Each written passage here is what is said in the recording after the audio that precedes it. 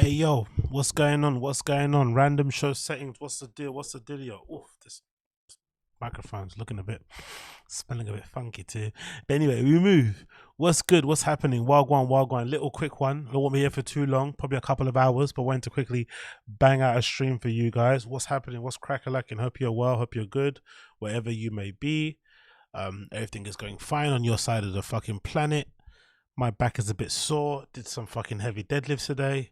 Feeling a little bit kind of tight in the back, like in my what's that bone called? Is it the coccyx and stuff, right? I tend to not wear belts when I'm doing my weight training.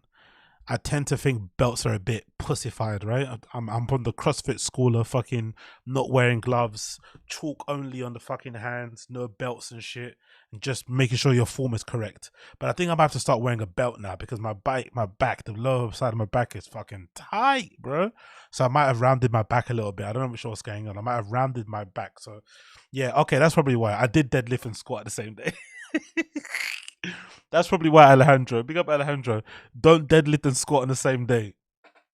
Fuck. Anyway, that's what I did. So I think that's why my back's a bit tight. So it's a bit. So if I start moving around, I don't have fucking. I don't have an STD. My balls aren't itching like that, but I'm definitely a bit tight below. So it is what it is. Is what it is. Yeah, exactly. Belts and gloves don't count. Big up Jesse L. Big up, big up, big up. But yeah. So not a super long one today. A couple of hours and shit. You know the vibes. Random show settings. If you're enjoying the stream, you like what you see, make sure you're liking the button down. Make sure you're pressing the like button down below and let me know that way. And of course, any questions, tag me in the chat. Wagwan. Easy does it. So we're gonna go in straight in. No fucking, no fucking warm up. Straight in, no fucking lube. Yeah, big up the stream chat. Everybody kind of joining in. Appreciate all of you. I see you, KP, NJ Ranger, Lucid Footwear, my guy. What's going on? Hope you're well. Big up Purple, PG, I see there. Alejandro, Wagwan, Jesse L, TV Huck, Sarlux, my guy. The Watcher, my guy. Lit Drip, what's going on? Welcome to the stream. Welcome to the stream. So let's get inside this asshole. First thing to talk about straight away, as I saw on the fucking Fighting the Kids subreddit, I want to get the full context of this. So, to give you a bit of a preface, Brenda Schaub's wife, Joanna, was pregnant, right? And they're having their third kid, and it's going to be a girl. There's something they've been kind of working to for a while, whatever it may be. And recently she had to go get an emergency C-section, according to Brendan, because there were some complications with the pregnancy. And now the kid has been born, if I'm not mistaken, 4 weeks or something premature. I'm not too sure if this is if 4 weeks is a lot of time, but I imagine it's not a good thing, right? In this sort of situation, when your wife gets rushed to hospital because of high blood pressure and the baby has to come out because they don't want to risk anything crazy happening. And Brendan announced this on the Schaub show. Now, I've seen the clip on the Fighting the Kids subreddit, and it's really disturbing because he announces it, and it's almost like as if he's talking about somebody else. It's almost like as if he's talking about another person he read online, a fighter's wife, or some story he saw on social media. It doesn't seem like it's something concerning him, and it's really odd when you think about his reaction to when he saw... to when he learned about Crystalia's cancelling, right? The way he was sobbing on the Fighting the Kid, or the way he was sobbing on the Schaub show when Chin played that video that he commissioned himself, Brendan, of all of his friends and family thanking him for the cracking Gringo Pappy, right? Very, very strange. So he's very kind of nonchalant. He's almost making jokes about it. He calls the baby a preemie. He's got like a little slang, colloquial way of saying premature. He calls it preemie and shit. Like, very, very strange way of disassociating himself from the experience when it's his wife that's obviously in hospital. Or I'm not sure if she's still in hospital, but she was for a bit. It's his baby that's born premature that's still in the hospital getting checked up. You'd think he'd be a little bit more emotional about it, especially considering it's a baby girl and it's the first girl they're having, and girls are just a little bit more precious and shit. Whatever, right? There'd be a little bit more emotion about it, but he just seems so cold and so distant. It's really strange. And again, just before we play the clip, I want to get some context on it because the whole, there's a clip on the Fighting the Kid Reddit where they kind of played it. You can see it yourself. But I want to play the whole show of the Schaub show, episode number 363 from the start, to get some context so I can see what happened. Because maybe the Fighting the Kid clip has kind of been cut on the way. Maybe, I don't know. I doubt it. But let's just see the whole context of the whole clip. So I want to see Wagwan. But just watch this clip and see if you feel the same way that I did when I saw it, because I was like, this is a bit disturbing. Like, is this him being a narcissist? Is this his way of coping with the issue? Because maybe people cope differently. Maybe when you get really distressing news, the way to cope with it is sort of like to remove yourself and almost talk about it from a bit of a distance, so that you're not really that emotional about it, and you can be the rock for your family because he's the man of the house. Who knows? But let me know what you think about this clip, and let me know if you think he's a psychopath, he's a narcissist. Is he just dealing with it differently? Or is this a reflection of how odd the relationship is between Brendan and his wife, Joanna? Because it seems like they have a strange relationship anyway, right? He gets caught cheating left, right, and center. She doesn't seem to really care too much. Do they have an agreement? Is he allowed to play away from home, and she just keeps her head down? Or is she just putting her head in the sand and pretending it's not happening? Who knows what's happening there? But just let's play the clip and see what I want. That's what we have to do. How was your guys' Thanksgiving weekend? Great. That is fantastic. Chin, Case, what'd you guys do? Family. Just family. Just a normal turkey? We had kimchi. We had some Korean food, but mostly... Turkey with kimchi? Yeah. All right. That's what we do every year. That helps with digestion, right? Kind of, but you know what messes me up the most? And I love the most is stuffing. No, stuffing. Oh, really? But I was just telling Casey, it messes my body up bad afterwards. You'd be farting. No. I like how you can tell they don't have any conversations outside of the podcast, right? His only friends or people he has to speak to about this like normie stuff are people that he pays. Do you know how sad that is? They don't even try and like do a little routine, like run from bits. Like, hey, I'm going to ask you about your fucking, about your Thanksgiving. I'm going to fuck up your name again. I'm going to say kimchi instead of kimchi. They don't even like run through some bits. It's just this dry, weird conversation. It almost feels like, when you go like have you ever been at work and not a weekend, when you go on like a 2-week holiday and you're at work and you come back, and usually, I don't know if you remember this, but again, I'm going to keep stopping because I'm fucking annoying. But do you remember, right, when you're at work and you go on holidays, you notice it very quickly, but basically what you learn very quickly is that you shouldn't really share your holiday details with your colleagues and how fun it was, because they don't really want to know. When people ask you about how good your holiday is, they don't really want to know details. They want to know like the surface level. I had a good time, saw my family, we had a good, and just move on. Because if anything, they're probably silently hating the fact that you was able to go.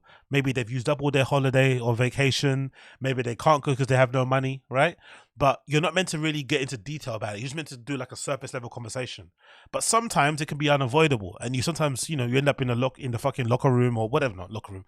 You end up in the fucking, staff room with your colleagues, and somebody asks you, hey, how was your holiday, Agostino? And you get into it. Oh man, Lanzarote was amazing. Ibiza was fun. Lyon in France was sensational. And then you're noticing this really awkward, clunky conversation that's not really going anywhere. And that's the same thing with them. I feel like it's that weird, clunky, like, how was your holiday? Great. How's your mum? Awesome. Your girlfriend? She's superb. The wife? Great. The dog? Still alive. Indigestion. You'd be farting. Yeah, whatever. Case, what'd you do? Got the whole squad. I was farting, man. Who the fuck is that? Who the fuck is that guy? Who the fuck is that? Who is that? Where did this guy come from? This guy is like, how many staff does he have at his fucking podcast studio? And the podcast is so shit and terribly done. He has like 1 million staff. Like, who the hell is this guy? He came out of fucking nowhere, innit? Slamming that stuff. And of course, he's got a Diet Coke on the fucking table, innit? Right? Diet Coke. Do they sponsor fucking the Thick Boy Short Show Empire? Who knows? And just ripping them. You were with the fam? Yeah, down in San Diego? Yeah, they got the little kids. So, like, I'm with the bros, so we're up late drinking wine. And then the kids are like, we don't care. It's 5. Let's play. Yep. Like, yo, Hasib, don't ask why we're up if we're in the UK. Don't ask questions about why we're up. Just enjoy the fucking content, brother. We're up. Like I am up because we can't go to sleep, because we're fucking psychos, because we have no lives, and because we enjoy pointing and laughing at people who are far more successful and rich than we are. Isn't it fun? Just point and laugh, sir. Don't ask too many questions. Questions are lame. Who wants details? Who wants analysis? Who wants fucking specifics? Just fucking point and laugh like the rest of us. All right? Life is miserable for us day to day. So the one thing that brings us joy is laughing at others who have more than us. It's fucking great. It's fucking amazing. Embrace it, brother. Embrace it. okay, right on. Kids do not sleep in, dog. I don't care. They don't sleep in. I had an eventful Thanksgiving. Didn't really get a Thanksgiving. Most of you know this. My girl's been pregnant for a hot second. I didn't get a Thanksgiving. You see how weird that is? I didn't get a like my Thanksgiving was ruined because my wife decided to have a premature fucking birth. Oh, so annoying. Do you understand? Is that a bit strange? A bit of a sentiment? Again, maybe I'm nitpicking, but isn't that a weird way to kind of start a segment where you're talking about your wife being rushed to hospital for an emergency C-section? You're like, oh my God, here we go. I couldn't even fucking have my Thanksgiving. I had to miss out on the mac and cheese. I had to miss out on my collard greens. Not again. Come on, Joanna. Why can't you just give birth normally? It's almost like he's upset that she got ill or something. Second now, and the baby was supposed to come like late December, and then the baby said, nah, you got Thanksgiving plans? I don't care. I want out, and I want out now. Also, isn't this the first time you've heard him mention in detail this baby's the pregnancy? Maybe it's a on purpose thing. Maybe Brendan's learned from the previous pregnancies and children because they've been all over social, innit? I think his other kids have social media accounts. The wife posts them all the time on their social. So maybe they've purposely decided with the daughter, because it's a girl, they're going to try to be a little bit more considerate and a little bit more private with her, maybe. But he doesn't really talk about it. You know, this is the first time I've heard him talk about it in detail. And again, if she got rushed to hospital, I'm assuming most likely there was issues before. And again, I don't know nothing about it. If you're a lady in the chat, please let me know. But I'm assuming if you have a premature pregnancy, most likely there were things leading up to it. I'd imagine maybe some complication. Maybe you had to go in a few times. Maybe there was some things happening. So the fact that we haven't heard anything from them, maybe he's telling us they're trying to keep it close, you know, close to their chest, or maybe he just didn't give a fuck to share it. But we're just hearing about it now. Who knows? So on Monday, she went in for just a routine checkup. And then I was like, yo, what time you coming home? She's like, I don't know. They're like having me do these other tests. I'm like, what's up? She's like, my blood pressure is kind of high. I'm like, what's kind of high? She's like, it's like 180. I'm like, 180 over what? She told me. They're having me come in. So he didn't go with her to get the blood test done. Is he talking like, she what, called him? Hold on. You're having a daughter, the first one you've had, right? With your wife. You're going to round off your family because I'm assuming they're probably going to lock up the shop, right? They're probably going to have 3 kids and that's probably done, right? They've got their perfect sort of like American dream family done. So you've got your thing done. You got your daughter, you got your 2 kids. Cool. If it's your first, I'd imagine it's quite a special moment, this, isn't it, right? Having a daughter for that. Because I don't think Brendan has sisters either. So it's the first time you're going to have like a woman in your family, right? A little girl, a little princess. So I'd imagine it's kind of a special occasion. You want to kind of wrap your wife up in cotton wool. Wherever she goes, you go. Annoyingly, you're gonna follow her to the fucking toilet. You're gonna follow her to the soup. You're gonna go to the, you know, the fucking the weekly shop runs. You're opening doors. You're just everywhere. You're just kind of like you're just a protection around her, right? All the fucking time. So why is he hearing about it via text or phone call? This is strange. Again, maybe I heard it wrong, but it seems odd. I was like, oh, that's not safe. She's like, yeah, apparently they're freaking out. I'll keep you posted. Also, this blood pressure thing, not to be this guy, but I remember seeing a post on the Fire and the Kids sub, which again, I don't like talking about Joanna on here because I feel like, you know, Brendan's a redact. He's the fucking donkey that you should point at and laugh. His wife and his children aren't people that we should kind of get involved with and stuff. So I don't really agree with the posting of her on social and taking a piss out of her. But I do remember seeing a post on the Fire and the Kids subreddit where she was talking about not liking water. Do you remember that? There was a post about her, oh, I hate to drink water and stuff. And I was thinking, so hold on. If you're pregnant, shouldn't you be hydrated? Again, no idea about pregnancies. I don't have any children, right? I had to think there. Hold on. Do I have kids? No, I don't, right? But I don't have any children, right? I'm assuming like being hydrated is a big part of it. So I wonder how much that lack of hydration played into it. I'm like, we didn't think it was anything. Next call I got in the middle of the night was like, hey, they got to do emergency surgery now. I'm like, what? So he was at home while his wife is at hospital.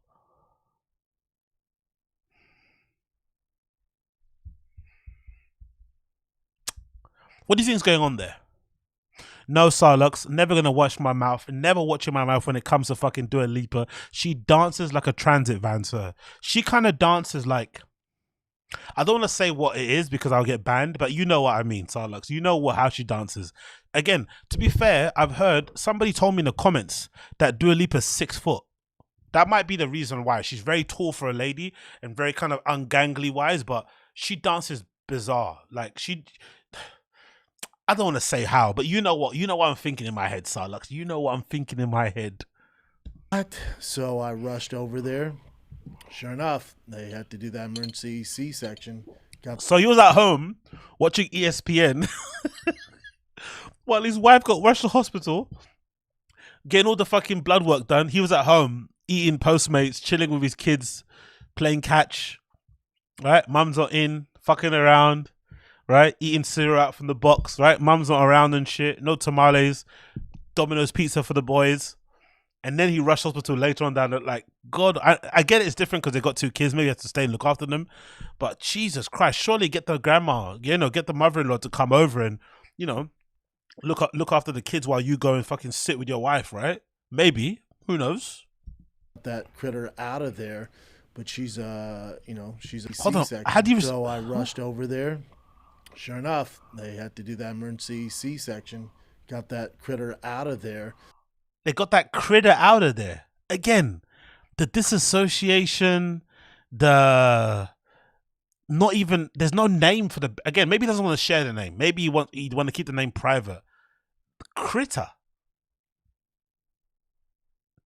That's how you refer to your unborn baby or about to be born baby from a C-section. You call it a critter. You have to get that shit out of there. Yikes. But she's she's a preemie, so she's about she's a preemie. The baby's a preemie. Have you ever heard anybody refer to a premature baby as a preemie? It's fair enough if you were a premature baby yourself. There's maybe some people in the chat who are premature babies. I might be a premature baby the way that I'm a bit crazy, right? I'm the crazy guy, right? Maybe, but surely if you're the one having kids, you don't refer to your kid that's premature, that's getting tests and shit, that's in the incubator and, assessment of it. Because I'm sure hospitals take, extra precautions when it comes to newborns and shit, right? Again, I'm just talking out my ass here as a fucking male. I don't know anything that happens with that kind of thing, but I would assume there's loads of tests, loads of analysis, blah, blah, blah, blah, to make sure that kid's okay to go home, right, with the parents and shit. But surely it's a stressful moment. It's like a really tense moment. Again, you're not sure what's going to happen. It's very nerve-wracking. You don't have the baby straight away. There's loads of things going on there. The mum doesn't have a chance to touch shit and stuff, no skin to skin, all this sort of stuff. Critter. Preemie. 4 weeks early. There's complications with that. There's complications with... Oh, Brandon saying preemie is actually commonly used on here in Canada. Wow, bro. You Canadians are fucking brutal, innit? Preemie. You guys have good. You guys are all cheerful and happy-go-lucky and shit, but you refer to your premature babies as preemie. I love places like Canada because you'd imagine under those smiles and that kind of warm disposition, you'd imagine there's a sinister thing lying underneath there, innit? There's a sinister edge under Canadians. Like they're probably all happy-go-lucky, nice people, but if you piss them off, they will fucking hit you over the head with a shovel and bury you with it. The blood pressure of wifey, because with that high blood pressure they can pass out. It's dangerous for the baby, so that's why they decided to get the baby out of there. But they had to give her some sort of... They had to get the baby out of there, as if like his wife is just some like vessel to pop out babies. Like they had to get the baby out of there. Like it was in like an incubator or something. Like God Almighty, like do we not care about the wife? Do we care about the baby? Is the baby just a human being you can put like pink Balenciaga on or something? Like what's going on here? It wasn't blood pressure medication. It was like a magnesium, but I guess that can affect the baby too. I guess. I guess this guy knows more. He knows more about Happy Hippo and Kratom and shit than he does know about the ins and outs. Again, I don't know. I don't have kids. But surely, if you're having a baby and it's gonna be due soon or whatever, you just know details about pregnancies. You know some information because you and your wife are going through the same experience. So you just know some shit. It's like it's like criminals, right? Most criminals know a lot about the court system. They know a lot about the prison system, right? Eerily enough, they know about charges. They know about term times. They know about conviction rates. They know about representation. It's knowledge because you're in that scene, right? You're a fucking criminal, so you know all that stuff. I'd imagine if you have a kid, you just know about kid shit. You know what affects them, what doesn't affect them, good practices to have a healthy baby and a good pregnancy. So they had to give it to her just in case because her blood pressure is so freaking high. So that affects the baby. So the baby comes out and the baby comes out like, what's going on, man? What's up? What's up? What's up, Dallas?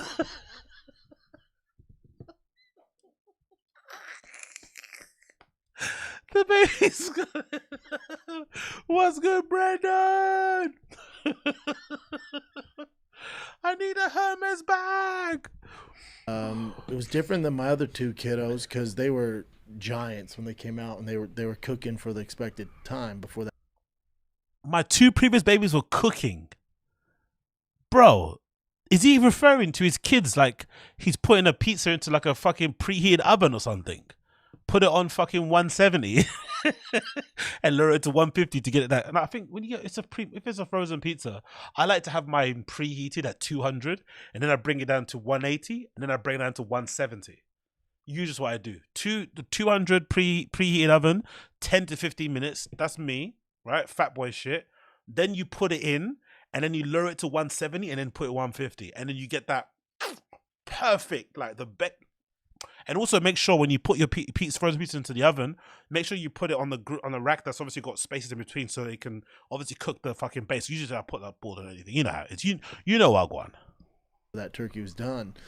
Referring to your kids as turkeys. Let's go back again. It's fucking crazy. Giants when they came out and they were cooking for the expected time before that turkey was done. And so when it's a preemie baby, it's different. Like preemie baby, like it's a box logo baby, isn't it? Supreme. Oh man, the fucking baby drop is like in 2 weeks, but it's not a North Face collabo. The preemie drop, innit? There's a queue outside. the baby was in this like bubble the whole time, like doing all this stuff. This bubble, huh? Is that what it's called? The bubble. The baby was in the bubble during the pandemic, right? With all the fucking. Do you remember that NBA? By the way, fuck, that was a dark time, innit? Do you remember that? Where they had that screen on the side where all the fans were like on Zoom cheering the fucking players. That was a dark time, innit? The fucking bubble fucking NBA championship. I've read a lot of people don't. I read that a lot of people don't refer to that as like a legit championship either, right? I think some people kind of discount it because it's a fucking whole different sort of game. But yeah, that's fucking incredible. Stuff. They're smaller, and then it's weird because you go from that to, like I said previously with my two other kiddos, we went home from the hospital 2 days later. Like mama's with baby, all the whole family's there. Now it's a preemie, not when there's certain issues. So certain issues. Jesus Christ, Brendan, man. Again, this is the same guy that cried over a compilation movie or clip being made from his family and friends thanking him for being a stand-up comedian. He cried, sobbed tears when he found out that Chris D'Elia was being cancelled for being a fucking pedo, right? Like, literally was crying and shaking. Now, don't get me wrong. Maybe he was only crying and shaking about the Chris D'Elia stuff because he was afraid the light was going to be shone on him. I think that's probably the most so the thinking behind it. He probably wasn't crying because of Chris. He was crying because he was afraid he was next on the chopping block and he probably knew he couldn't survive a cancelling. I think Chris could survive a cancelling easily because he's got a big fan base, but I think Brendan he'd be done, right? He couldn't survive a proper cancel culture thing. It'll be over for him. It'll be a wrap. But I think Chris obviously could. Oh look, he's got the wristband on for the hospital. I wonder if he's gonna keep it on like fucking Christian Rock. Will he keep this wristband on the whole week? Let's see what he's gonna do. Because he's not showing any emotion, but maybe this is one of the things he keeps on. Like this little festival wristband he got from the hospital. It's like the baby comes out and then you're there with it. They're doing all the tests. Yeah, big up my guy Coiler. Wagwan, Coiler, bang your fucking chest. The entire NBA, one holiday in, Adam and Leonard's dream come true. Exactly. Oh my God, bro. I've not watched 1 minute of that show, that Adam and Leonard thing. I refuse. Even if it's going to be good content, good fucking for the channel, I refuse to give that fucking shower of shit any fucking attention. But if there ever was an example of somebody that's a clout demon, that will do, like, he's definitely the lead fucking ambassador and proponent of the content over everything thing, isn't it? He will die on that content over everything hill to the point where he's literally whoring out his own wife, and it's like, no thank you, no fucking thank you. And then you put in the NICU unit, and then you're just chilling without a kiddo.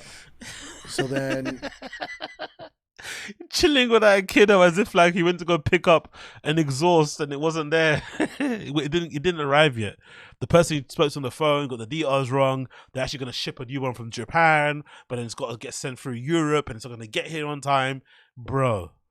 Wifey's blood pressure came down, but being a preemie, they're not supposed to come out early. That's not the plan. That wasn't the big man's plans upstairs, but that blood. Big up Teju, appreciate you, brother. That wasn't the big man's plans upstairs. Person had to get it out, so the baby's still in the NICU unit. Everything was all good. Everything's all good. And like, yeah, maybe the baby come home on Saturday, and you can call and check in on the baby. And they also have a mom.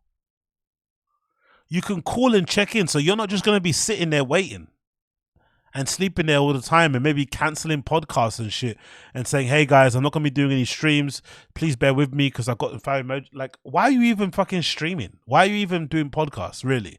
Shouldn't you just be by the side of your family at this time? You're not going to get this time back. You can go back to doing your fucking content when the baby's back at home, right? Then you can have an excuse to leave your family. Cool. But surely at this moment should be the time where he's just there for his family, where need be. Instead, he's out of the house doing this stream. Like, again, maybe I'm being a big fucking pussy. Maybe I'm being a simp. Maybe I'm being a cuck. I don't know. But this feels very odd. He literally will drop everything and travel across the fucking country to go see fucking Joe in Austin. But when it comes to standing by and sitting by his wife and being there until the baby, again, I'm not saying he doesn't have to do content and quit because the baby's premature, but surely for these next couple of weeks before the baby gets home or while the baby's still in the fucking hospitals getting checked up and shit, just be there for your partner, be there for your wife, be there for your family. And then when it's done and the baby's able to go home and everything's settled, then start streaming again. Not a big deal. That's part of the reason why making content and doing this stuff on your own works, because it gives you that flexibility. Because if you have a full-time job, you couldn't do that, right? But maybe two parents couldn't both take maternity leave. But when you have your own, when you've kind of bet on yourself, as Brendan said, when you bet on yourself, part of betting yourself is that you're the boss, you call the shots, so you can take time off. Like, what the fuck? Monitor full time so you can watch it. So we're like watching some helicopter parents. Okay, so it said we watching, so maybe they send both people home. Maybe they don't let you stay home. So maybe they don't let you stay in the hospital. Maybe the hospital tells you have to go home. You can't stay in the hospital, cool. But I still think he should be at home with his wife, to be fair. Wherever she is, he should be. And then we check in at 8 a.m. every morning. That tells how she did through the night. And she's like, yeah, she's eating. She was on oxygen because her lungs weren't fully developed, but now she's breathing on her own. We're like, all right, cool. And then they're like... All right, cool. I'll take the XL of that Supreme jacket, of that Preemie box logo. I'll take an XL. I really would like a large, but I'll take the XL. And she, it's her body temperature. She's holding body temperature. Like, all right, cool. And then we call on Saturday. Like she had their exact words. She had an episode last night. Like, oh god. And so they're like, yeah, her body temperature went down and her heart rate went down, but then she fought on her own and came back. So, she's not ready to go. Like, okay, cool. They're like, maybe tomorrow. Call again at 8 a.m. on Sunday morning. My youngest son, who's 4, his birthday party. I'm like, this would be a great present for Bossy.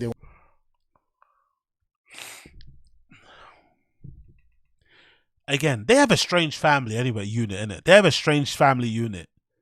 Don't you think? So, the wife has an emergency C-section because of high blood pressure. The kid is born 4 weeks premature, but in that time, there's also a baby's birthday, one of their sons. But I'm assuming it's stressful in the house. So they still plan an elaborate, because if you've seen the pictures online, you'll see it's a pretty big party. They had like a fucking backdrop and balloons. They had a fucking horse. Is it a horse? Or like a pony in their garden and shit, right? For their fucking kid, for their birthday. It's like, it's some proper, like, you know, LA shit. So they spent a lot of money and they do a lot of planning on the birthday. So I'm just thinking, like, if you're going through all that as a family, wouldn't you just put that on a hold, on pause? Aren't the kids kind of aware what's going on? Like, they know mommy, daddy's stressed out.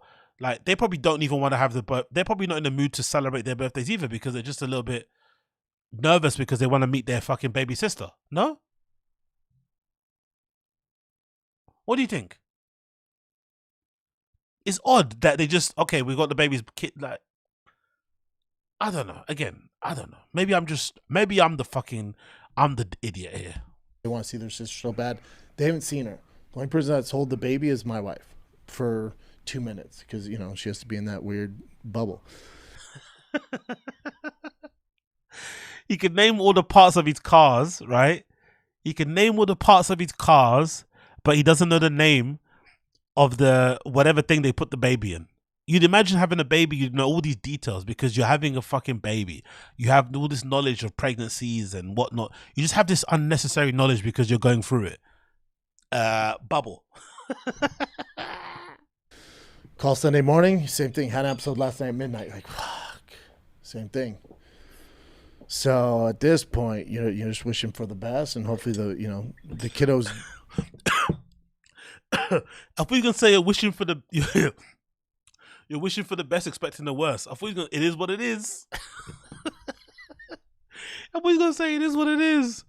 Oh my god, bro. A preemie, so please stop referring to your baby that's been born premature as a preemie, please.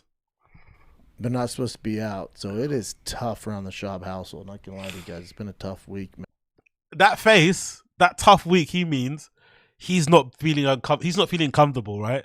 There's loads of fucking Spanish speaking extended family at the house, because I'd imagine, right, Mexican household, when something like that goes down, they do what actual families are meant to do, and they all fucking buckle down and they all fucking join and kind of help out. I'm sure, you know, all the family, extended family, are coming to help out to make the wife comfortable. That's probably why he feels like he can do the podcast. She's probably got enough family around her. So the Mexican household are in there. It's probably making him feel uncomfortable, right? They were speaking Spanish in there. They were supporting her. There's loads of emotion. There's loads of empathy. There's loads of caring.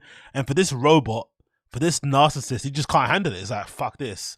I need to be on the road. I'm a road dog. I'm a comedian. I'm a beast of a dad, beast of a podcaster. So he decides to jump in his TRX, and 1,000 horsepower later, he's at the fucking, you know, Thick Boy Studios telling us about his preemie baby. Jesus Christ, Brendan. Man, but I've never prayed so much in my life. I'm not a religious person. When stuff goes down like that, it's all you can really do, man. But thanks for letting us know. I'm not a religious person. I prayed this only this one time. Just letting that know. Look, I don't really believe in God, but hey, you know, preemies, you know. The shout out to the docs at Cedar Cyanide, and they know what they're doing. And Cedar, is that how you pronounce it? Cedar cyanide, as in like the poison. Is that how it's pronounced? Is it pronounced cyanide? Let me see the hospital. What's it called? Cedar cyanide. Yeah, it's a hospital. It's a famous one, right? Cedar. How do you pronounce it? Cyanide.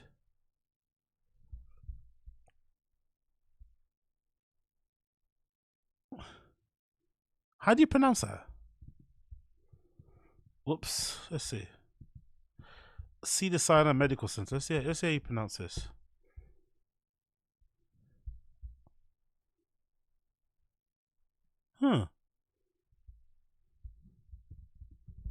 How to pronounce. Okay, there we go. Cyanide. Let's see. How to say Cedar Sinai.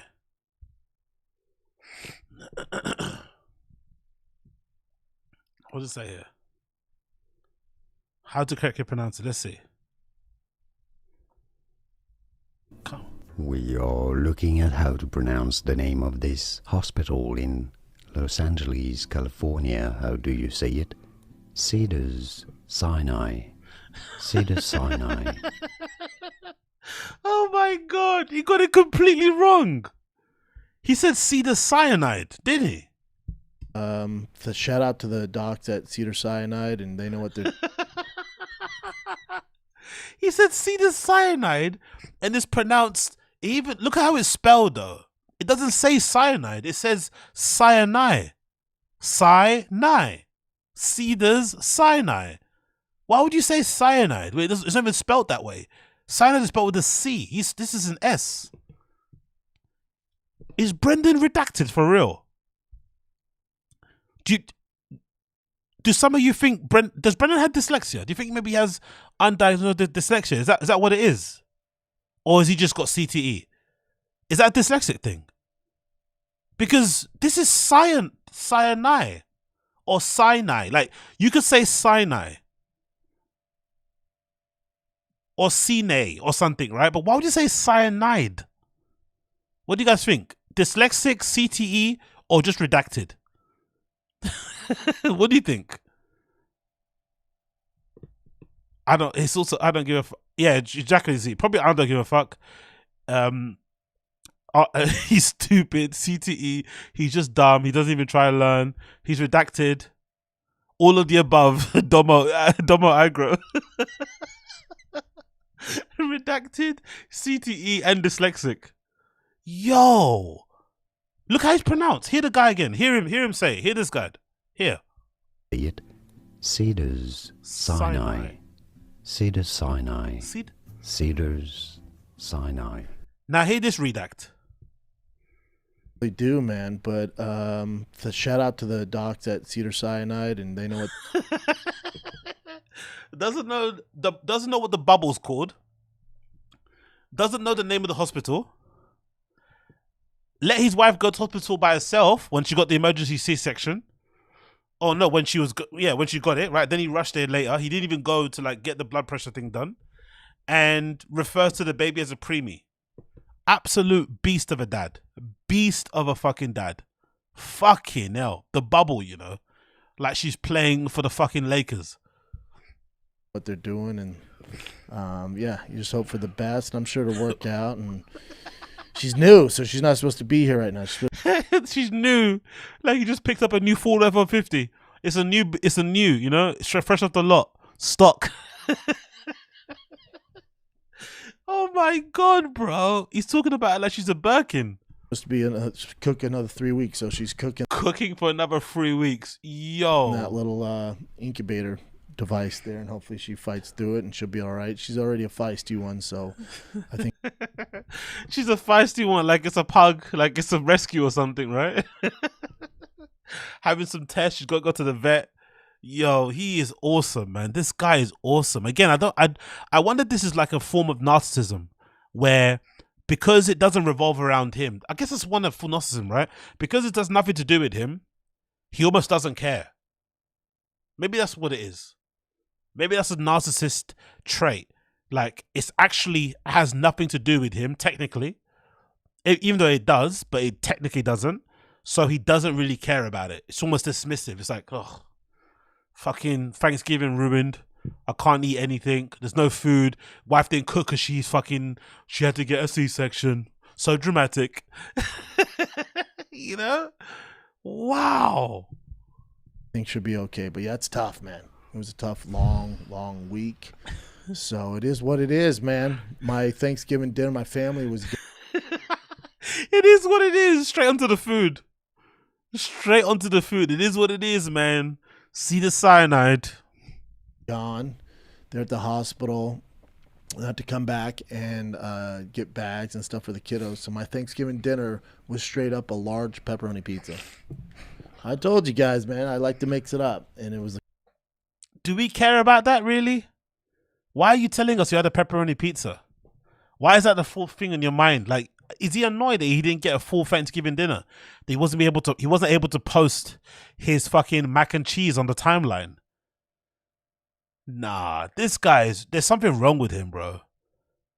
again, this would be normal if he didn't cry over Crystalia being exposed as a pedo, or when he cried over that fucking thank you video from all his family and friends. This wouldn't be a problem. But the fact that he cries over that shit, right? I thought we were gonna fight. I thought we were gonna fight. And then he has no emotion over his baby. No visible or overt emotion over a baby that's been born 4 weeks premature and his wife had to get an emergency C-section. Yo. I thought it was gonna be cool, so I had a large pepperoni pizza and watched Twin Flames on Netflix. Not cool, man. It's kind of sad. Not cool. Yeah, exactly, Josie. The baby and the wifey take the attention. If you're a narcissist, that probably is not cool, innit? If you're a narcissist, it doesn't work. What are you saying here? He had a Domino's and still a better plate than Coiler. This ain't type of jokes. There's a fucking preemie in a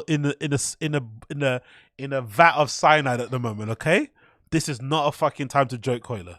There's a baby in a vat of cyanide at the moment. I don't want to hear your Domino's jokes. Sad says selective empathy is legit is legitimately psychotic. Yeah, that's a very good term. Selective empathy. That's what he has, isn't it? Selective empathy. Like, fucking hell, bro. Not as cool as I thought. Having Thanksgiving pizza dinner by yourself is not cool. So why are you even having dinner by yourself? Why are you not having it with your kids? Why are you not taking the kids away from the wife and maybe keeping them occupied and then yo, this guy might be the worst. He might be the worst. So the kids are with the wife at the hospital. He comes back and has pizza by himself. Is that what he's saying? He didn't even do like the dad thing and get the kids, the two sons, back home with him to give the mum some space to be with the daughter by herself there with the family and the other mums, right? And the other abuelas and whatnot. Nah, he's just gonna leave them there and then go and get a pizza for one by himself. Oh, fucking hell, Brendan, man. Come on, Brendan, please. Right. Yeah. Breaking news, not cool. It's kind of sad. And he's smiling. Breaking news, not cool, kind of sad, smile. But he found time to apply Just for Men. He found time to wear his fucking Dave Chappelle outfit, right? His little boiler suit thing, right? His little Dave Chappelle thing. He found the time to do that, but he didn't have time to take his kids back home and take some burden off his wife, or just join them all there. Join them all there. Distract the kids, hang out with them, play catch in the fucking parking lot with them in the hospital, whatever. Hospitals usually have a lot of fucking shit for kids to like entertain themselves with because they know kids will stay with their family and shit, don't want to be away from them and whatnot, right? Nah, I got a podcast, man. I got to get back to Thick Boy and tell them about Ian Gary and his crazy wife and the Sean Strickland drama, right? Everyone needs to hear my opinion on what's happening so far. Everyone needs to hear my opinion on PFL, right? They're dying to hear my opinion on it. Yo, man. Surely this guy might be one of the beasts of a dads here. Pizza was delicious and I hated myself after I ate it, but that's where we're at. That's where we're at, fam. I thought he's going to say good. I thought he's going to start doing his Jocko thing. Good. Been on a strict diet, getting ready for this kiddo. I've been on a strict diet, waiting for the kid, getting ready for the kiddo. The diet, me. My Thanksgiving, ruined. Like, have you noticed something? This all is him just vocalizing his annoyance that his wife had to have a premature pregnancy, and the kid is now premature. It's all straight annoyance. That's what he's come from. Oh, God almighty, this guy, man. And decided to depress, eat that large pepperoni pizza from Domino's. And Domino's, shout out to them being open on Thanksgiving. Shout out to Domino's.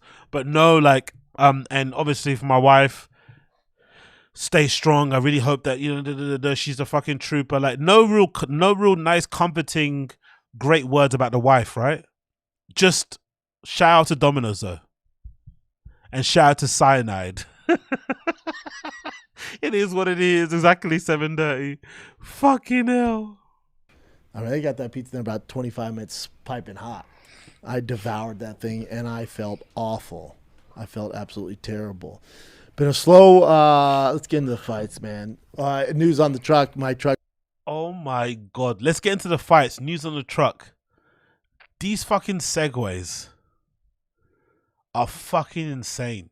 You wouldn't think that this guy had such a traumatic, because you'd think there's some sort of trauma attached to this sort of shit, right? Some sort of stress. Again, maybe not trauma is not the right word. Maybe I'm being too fucking I'm being too dramatic, right? Maybe I'm being too dramatic.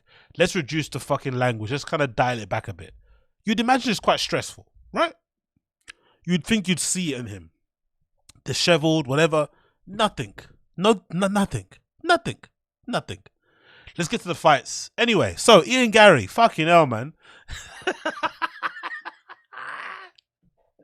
He's a psycho. That goes in. The Ford Lightning goes in. Not even a pause to like gather his thoughts.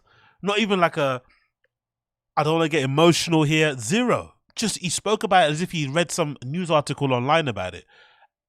Fucking hell. Tomorrow. He'd probably be sadder if he read this about Conor McGregor, God forbid. If Conor McGregor had the same thing, he'd probably be a little bit more cut up about it. Bro, to my boy Eddie at Addiction to get that thing figured out. So I've been counting down the days on Straight into TRX news or Lightning, whatever, truck news, right? He went from talking about his preemie to talking about his trucks. That's probably why he's really annoyed. He didn't have time to do more mods on his trucks and shit. The baby's taken away from prime TRX and Lightning time. God almighty, bro. Beast of a dad. on that bad boy. So I cannot wait to figure out what's going on with that and unravel that bad boy and get to work on it. So when I say get to work, it means find the best people for the job and watch them do the work, because I don't know what I'm doing, but it's still fun. And of course, the mustache still hasn't been lined up. I'm never going to get over this lack of lining up a mustache. Why would you spend all this money on hats, all this money on fucking shoes, but not go to a barber and just get your fucking shit lined up? Why? Please someone tell me why he doesn't do that. Or is that like a white guy thing? Do white guys not like to get their beards lined up at a fucking barbershop? I'd imagine if you don't want to spend the money to do it all the time, just do it once. So you have like the guide of doing it, because that's what I like to do, right? Like you might get your hair cut, and maybe sometimes you're not gonna get it, because I might get my hair trimmed 2 weeks, right? Every 2 weeks and stuff. But maybe I might miss and might just do it once a month. But at least you've got a little bit of a guide. So if you want to touch it up, you've got something to follow. Like whether it's a beard or whether you got somebody, you can kind of keep the whatever, you can keep up what they did. But this guy I'm just gonna line it up, and one side's always longer. It's always that side is longer, isn't it? Like, what's going on here? Like, honestly, spend all that money on shoes and hats, but you can't get your beard lined up. Fucking hell. So that's the news on the Lightning, man. We'll figure out. We'll know tomorrow. I'll keep you guys posted. I'm sure I'll post something. We'll know tomorrow.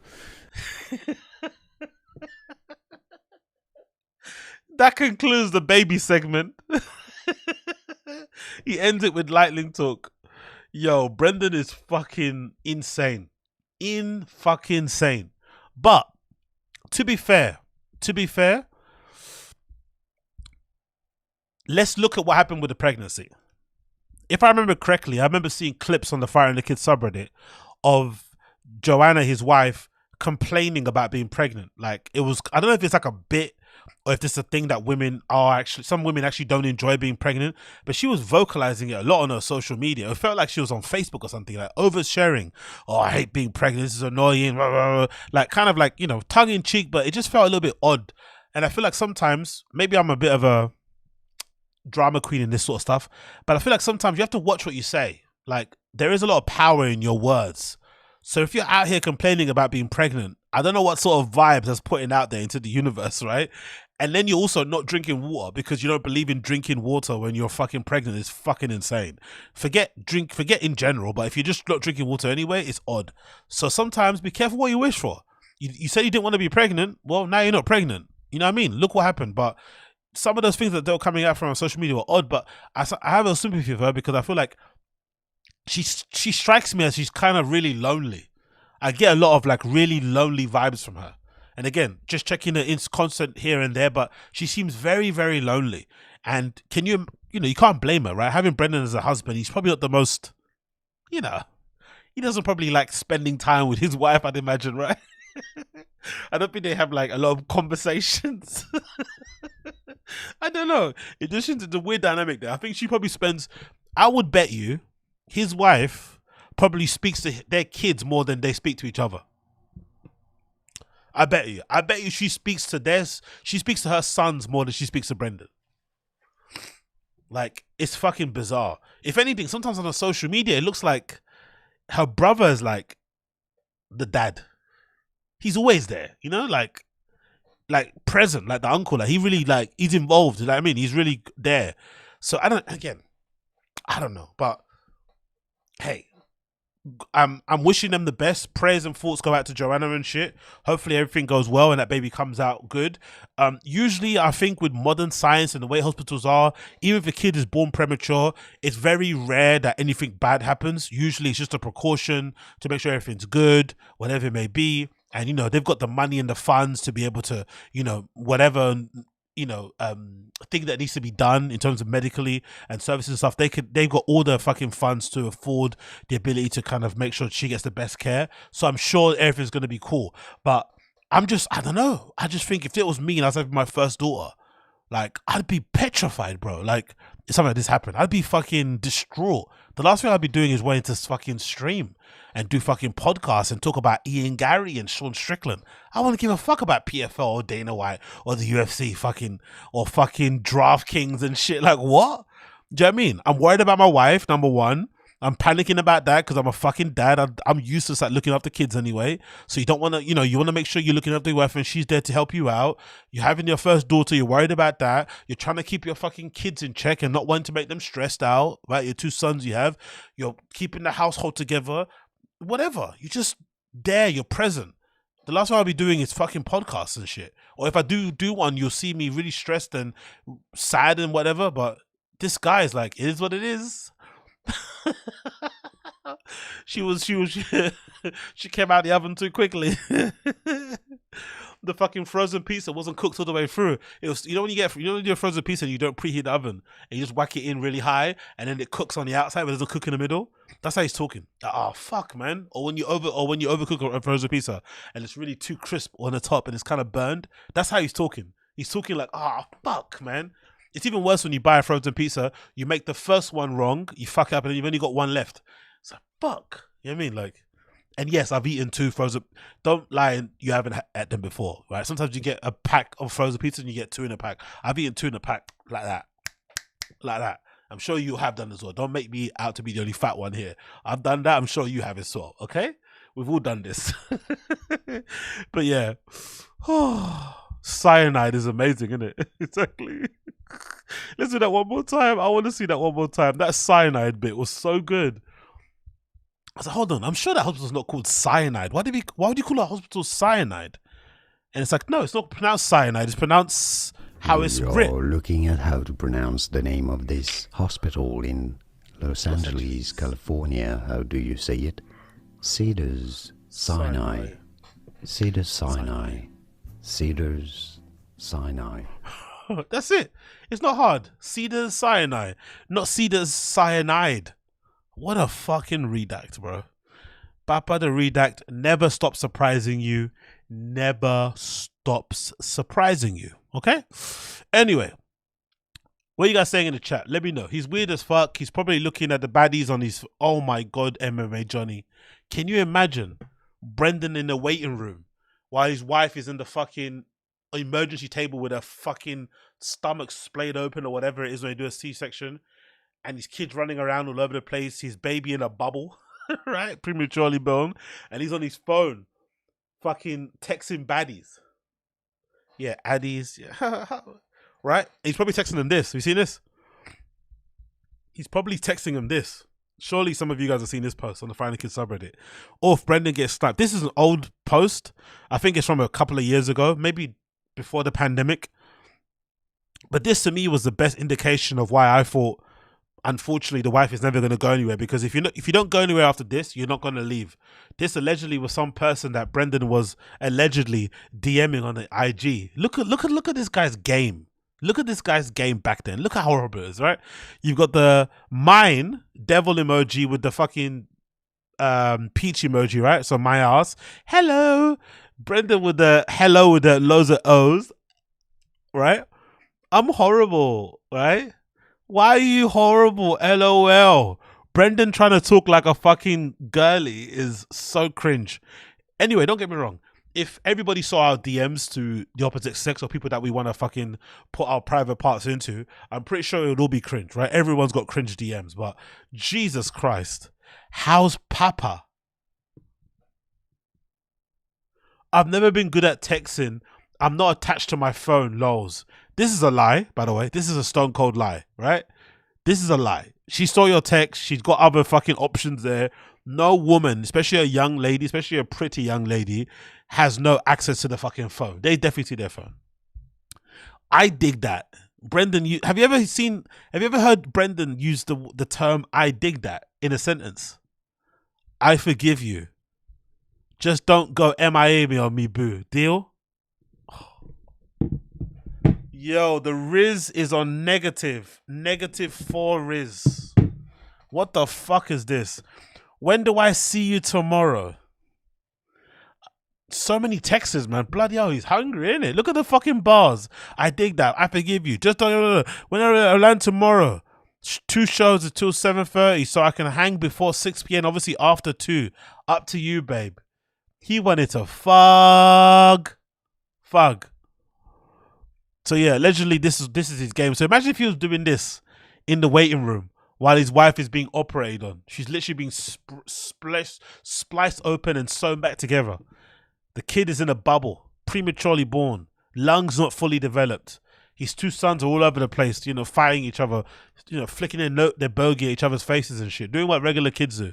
And he's there on his phone. Just don't go MIA on me, boo. I dig that. Deal? Absolute beast. But again, this is another example why I said I think my running theory is this. I don't think they have an agreement. I think what happened is this. I feel like some people aren't able to look at it through the other side. Like, imagine sometimes there are some people out there who I think understand. Again, this is really sad to say, but I think there are some people who accept their position in life and accept and kind of settle for stuff. So maybe you reach a certain age or reach a certain stage in life and you settle for what you can get, the best you can get. And maybe in this case with Brendan's wife, she thought, hey, Brendan's the best I can get at this current moment in time, considering what she's been dating, considering her age, whatever it may be. You settle down with someone like that, and you know they've got their errors and their fucking faults and shit, but you put up with it because the pros are far outweigh the cons for you. Because you get to live in a nice house, you get to live that LA lifestyle, you get to be a faux celebrity, you get to have some kids, you don't have to work, you wear designer clothes, you drive nice cars. So if he does, you know, decide to play away from home and do his man thing, you just look the other way because what you prioritize are those things I mentioned. I know it sounds nuts to say this, but I think some people actually do live like that. So I wouldn't be surprised if that's what happens. I don't think they have an agreement. I don't think they have some sort of open marriage or something. I don't think that's true. I just think she willingly turns the other way and acts like this stuff doesn't happen because it's easier to deal with and it's just a better life, you know? Like, what else? Like, think about it. I know she's an attractive young woman, but if you're living that LA lifestyle, it's quite materialistic. It's also pretty, like, what's that word called? You know, in Hollywood where they have that thing where female or women actress can't, you know, they don't really get many jobs after a certain age. It's different in Hollywood, right? It's just weird. Male actors can, you know, work until they're, you know, in their fucking 70s, but for women, it's not the same thing. You don't really get a lot of leading women over the age of 40 and shit, right? Just the way Hollywood is. So I would imagine in that sort of scene, yeah, maybe it's shallow. In that sort of scene, it's the same when it comes to women relationships. I'd imagine if you're over 40 and you've got 3 kids, it's hard to find somebody else who's willing to pick up that slack, let's say, for lack of a better term, and give you the lifestyle that you think you deserve, that you'd want. You know, think about it. Like, who's she gonna end up with? Like an older dude, a younger dude? Like, who's gonna be able to keep up with that? Like, because it's, you know, if you're driving Lambo trucks and you're living in a mansion in the Hidden Hills and you're getting fucking ponies for your kids for birthdays and shit, and you're giving them Balenciaga and Hermes, it's very difficult to go from living like that living to an apartment. It's really difficult to have your own Lambo truck and sharing a car. It's not going to happen. So what does she do? Does she start an OnlyFans at that age? I don't think so. And again, OnlyFans isn't an easy thing. She, you know, nowadays OnlyFans is quite, if anything, there's a lot of competition on there. It's not like she's the only attractive like lady on there, right? There's loads of women in that kind of age bracket that are making money and doing the thing that they're doing. And again, I guess it's hard also, right? You have to kind of put out a lot of content. That's kind of hard. Is she going to get a job, a regular job? I don't know. How long has she not been working for? So I think all those things play into it. So that's why she's just still there. So I think the people that think they're going to get divorced anytime soon, you're wishing on the star. And I think some people just put up with this sort of shit. I think there's a lot of people in this. Think of most athletes' wives and girlfriends. They probably have that same thing. There is no such thing as an open. There's probably a very small percentage of them that have open marriages. Most of them just say, you know what, this is the best I'm going to get. You know, he doesn't beat me. He's not like abusive in any other way, but he just likes to, you know, finger bang fucking waitresses and shit and random baddies online and stuff. Like, it's still bad, but hey, you know, if you want a Lambo truck, you gotta pay. And that's how you pay. So yeah, thoughts and prayers. Thoughts and fucking prayers. Moving on from that, this is also really funny, this post. The Schaub curse strikes again. And again, I don't really watch much of football. I don't really know much about it, but I didn't know. They're last place. Colorado Buffs finished 1 and 8th in the PAC 12th play for second year in a row. So despite that big start from Coach Prime and everything going well, it makes sense now that they're last place, because when's the last time you've heard Brendan mention the fucking his team, right? Colorado. When's the last time you mentioned them? When's the last time he's mentioned them? Exactly. Now we know why. Because they've been playing like shit. He's such a bandwagon fan, and he was acting like they were inviting him to the school to give a talk and stuff. It's like, come on, bro, we don't believe you, man. Bandwagon. Okay, people saying they've sucked forever. Okay, cool. So that early blip, that early little run, was that just a fluke? I wonder, did a lot of football fans that actually watch football know they were always gonna, like, eventually the wheels are gonna come off? Or were they actually good for a period and then they just like met better teams? What happened? Because I haven't seen a lot of coverage of them online either. If you see that all the blogs have stopped posting about them too. It's because Coach Prime was a coach, so it was hyped. Okay, cool. It was hyped. I can't believe that What? What's Santina shit? What's Santina shit? NJ Ranger. What happened with Santina? Yeah, big up Wolfgang Rittner. Big up. All right, well done, man. Thank you for well done. That sounds fucking so patronizing. Thank you for joining, sir. What happened with fucking Santino? Is it what I spoke about before? About what fucking Red Bar spoke about? About that fucking lady saying that he may have played away from home too. It's not surprising with these comedians, though, isn't it? Can you think about it, right? Middle-aged white dudes who get fame late in life performing at basically nightclubs. What do you expect? Honestly, middle-aged dudes performing in nightclubs every night. What do you expect will happen? You know, like, sometimes I think these people, like, you have to sometimes know who you're getting in bed with. It's kind of what it is, isn't it? It's unfortunate, don't get me wrong, but I don't know, like, what do you expect, bro? What do you expect? What the fuck do you expect? Yo, big up Uche, Wagwan. Anyone, if you're in the stream and you're enjoying what you're seeing, make sure you're fucking liking what's happening, okay? Don't be stingy. Don't be a cunt. Like. And if you don't like, also dislike, okay? And big up Jared Melarek also. Thank you for joining, my friend. Vodka vibes. Drink responsibly and all that shit. Actually, don't drink responsibly. Fucking neck that shit, man. Drink responsibly. Hey, people say that. Don't drink responsibly. Gamble responsibly. Fuck that shit. Pedal to the metal. Anyways. Let's continue here. So, what was I gonna say? Oh yeah, let's move on. So, didn't I tell you guys that somebody was either going to end up dead or in jail on the back of this Adam 22 community world beef. And most of it, I said, had to do with Adam. Because Adam 22 is doing this thing that I fucking hate, where it seems like he's instigating this beef. He's really ramping it up. Instead of kind of tempering things and bringing them down a bit, he's using really inflammatory language, really tough guy language, that if you was just, again, you don't have to be a street dude, just a regular dude, you would take umbrage, you would take offense to some of the things that he's saying, and you'd want to see him. You'd want to like, hey, let's meet up, let's throw hands, let's have a fair one, because I can't do this back and forth too much. Because I think when it comes to men, there's a certain limit when it comes to back and forth and arguing and shit. You can't just keep saying shit to somebody if you're a man in any way, shape or form, especially if you call yourself an actual man, not these fucking stupid, you know, guys online talking about how to date girls and get the most out of them without giving them anything.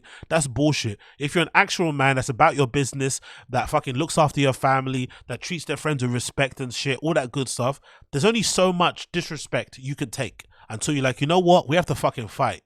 But I feel like Adam is the same like Academics does the same thing. I listened to an interview with Academics with Lil Yachty, and he said something really strange. It was like, him and Lil Baby are cool. And Lil Yachty made like a face like, no, you're not. Why do you think you're cool? And basically Academics said, oh, no, I'm fine. I'm over it. But I'm thinking, no. And you can't just say what you want, and then when you're over it, it's over. No. And notice, that's something that Brendan does too.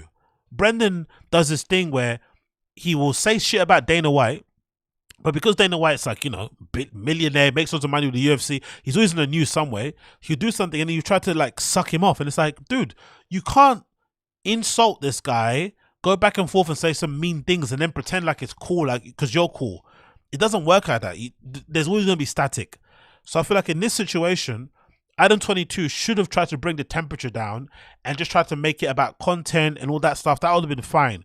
But he was talking very spicy on a previous show that I spoke about on the stream, where he was kind of talking about, you know, he ran them off the block and they've got guns on him and shit. He brought in Desto Dub and Brick Baby, you know, Flacco and what's his called, that little other Humpty Dumpty, what's his name, Dijon. They were basically all involved because they just sat there. Anyway, long story short, it all came to a head recently at a Sexy Red show. Yes, Sexy Red. Sexy Red had a show in LA, and I guess they all bumped into each other, and guess what happened? Fucking Desto Dub, the awful lot of cough syrup guy, was in attendance, and the community guys, and I guess some of the ACEBOYZ saw Desto Dubs, and they were like, hey, what's all that shit you were talking? You were there laughing and kikiing when Adam 22 was like talking shit about us, so now it's your issue too, because that's what happens, right? If Adam 22 is talking spicy about someone and you're in a room and you don't publicly say, hey, I'm not involved, or you don't remove yourself, you're also involved in the beef. I'm sorry. I'm on that time also.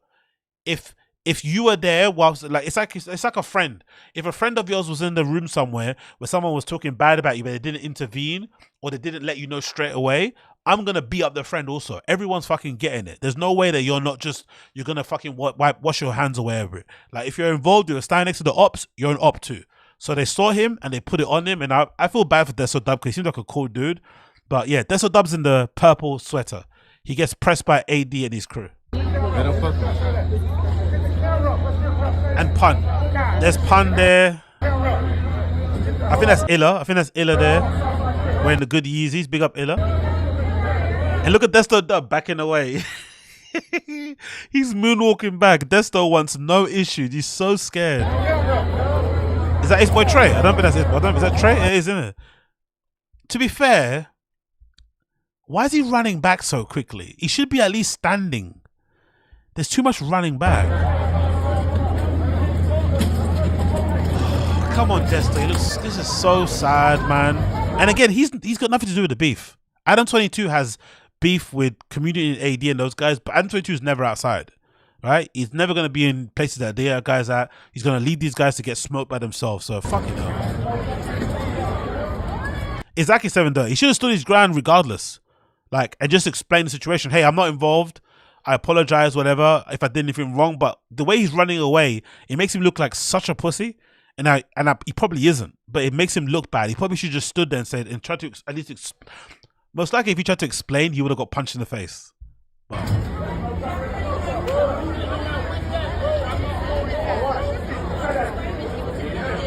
yeah, Uche, you're right. Don't get me wrong. This is fucking redacted. They're all fucking old dudes. They're all over 30 with kids and shit. I get it, but you have to remove our common sense and common decency and adult responsible behavior from these guys. Aren't like that, right? Just you have to just remove it and just assess the nonsense for what it is. Like, just enjoy the shit show. All these grown-ups, man, at a Sexy Red concert, by the way. Sexy Red show. Willing to risk their freedom because of Adam 22. Oh, I fucking love it.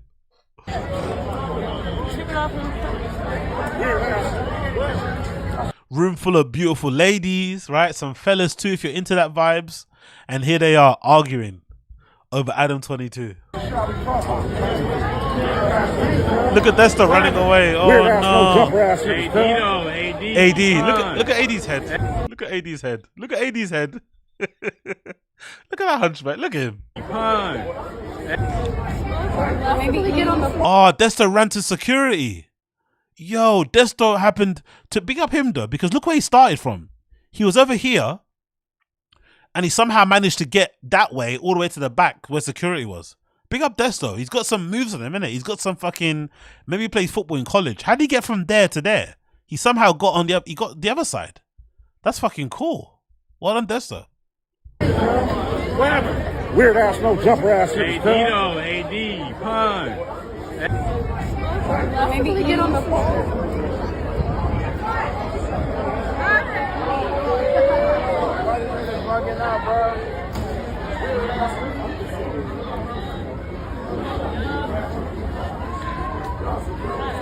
Oh, look at Desto Dub and so baiting the purple.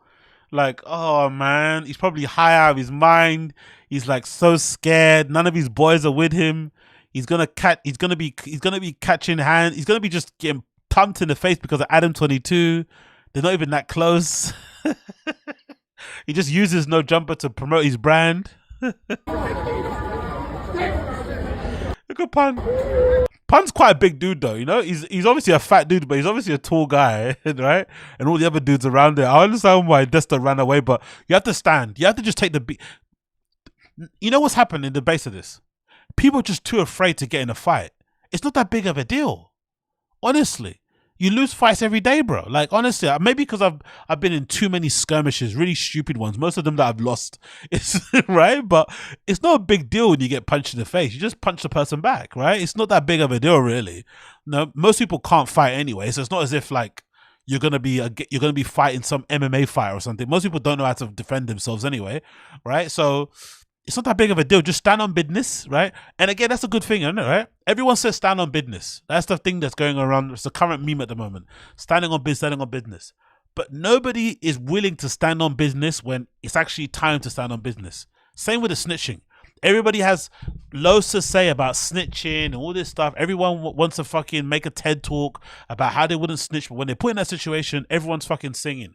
What's the point of living that life if you're not going to abide by the fucking protocols or the, you know, whatever, the rules and the laws around it? What's the point of abiding by that certain code if you're not going to live with it? Like, what is the point of talking about it? It's fucking nonsense. Everyone just, it's fake fronting, really. If you're gonna be that guy and you're gonna kiki and ha with the fucking ops, you have to be ready for the smoke. It is what it is. Come on, Desto Dub. This guy look like he just rolled out of bed, isn't it? Well on him. That's a very dig this hole. That's a what's that fucking that just looks like one of those prison outfits, isn't it? But I like the beret's really nice though. AD and T-Row walking up. No, AD and Pun on business. AD and Pun on business. Hey yo, stop sucking dick, man. These people that relax as well. Whoever the camera guy is, go and fucking send your mum a text or something. Go and write a card to your girlfriend. Like, stop sucking up to other men. Like, just grow some nuts as well. Who's this guy? AD and Pan sucking on business. Pan, can I suck your dicky? Hey, what y'all say, man? Hey, standing. Oh, fuck, you know, this guy's lame, whoever that guy is. But yeah, thank you for the footage. Anyway, Adam 22 is obviously going to get somebody killed and end up in jail, and you'll be nowhere to found. He was nowhere to be found to help Desto Dub there. He had to back all that business on his own. They watched the footage actually on the No Jumper show. Let's watch this clip. This is Brick calls out the cowardice. Let's see what Brick Baby says about this, about Desto Dub. They watched it on No Jumper. Let's see what they said about it. Actually, let me get myself off the screen. Let me play this video, and let me actually make it smaller so you can see it. Bear with me a second. Let's not make it full screen. Let's make it that so you can see what they say there. There we go. Bish bash bosh. Let's play it there so you can see that, right? Yeah, boom.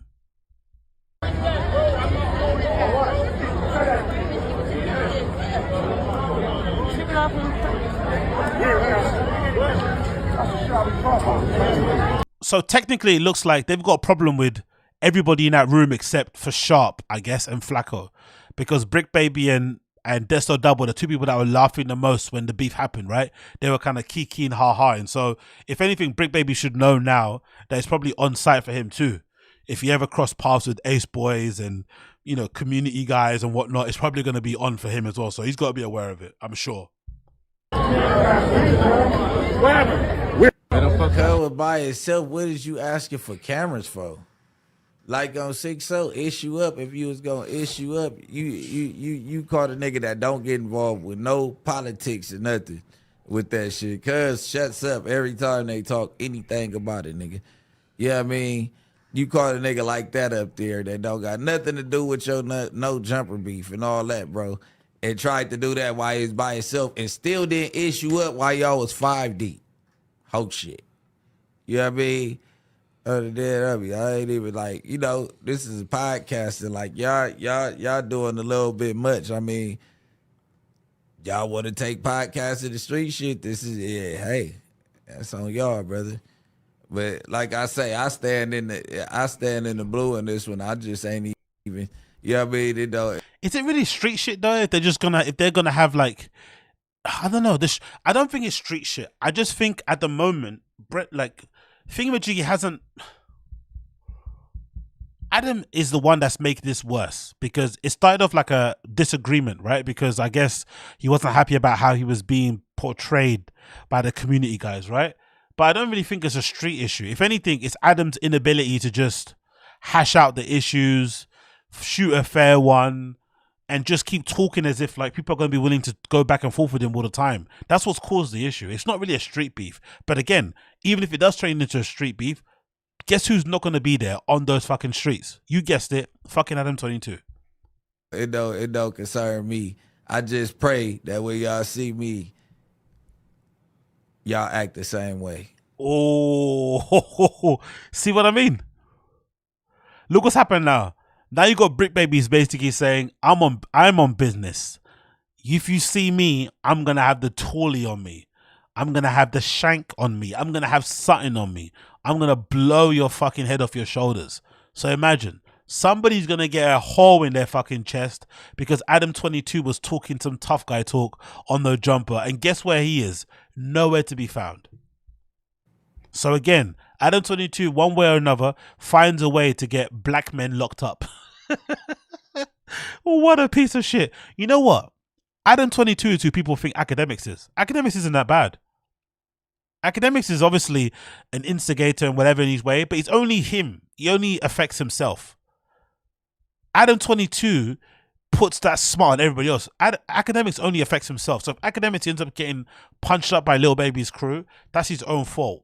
But everybody else in this studio, in this fucking company, is going to be attached with the smudge of Adam 22 because of him's fucking how divisive he is and shit. Honestly, Adam 22 is actually worse than DJ Academics. I'm going to put that down. Yeah, I mean, and that's just that. Sorry, I'm going to die on that hill. Pray y'all act the same way. Yeah, I mean, we don't got to talk too much more about that. I pray a nigga act the same way. I'm begging. Because we be outside. Sharp is uncharacteristically very quiet. Sharp always has something to say. Sharp is staying out of this all the way because Sharp doesn't want any of those issues, right?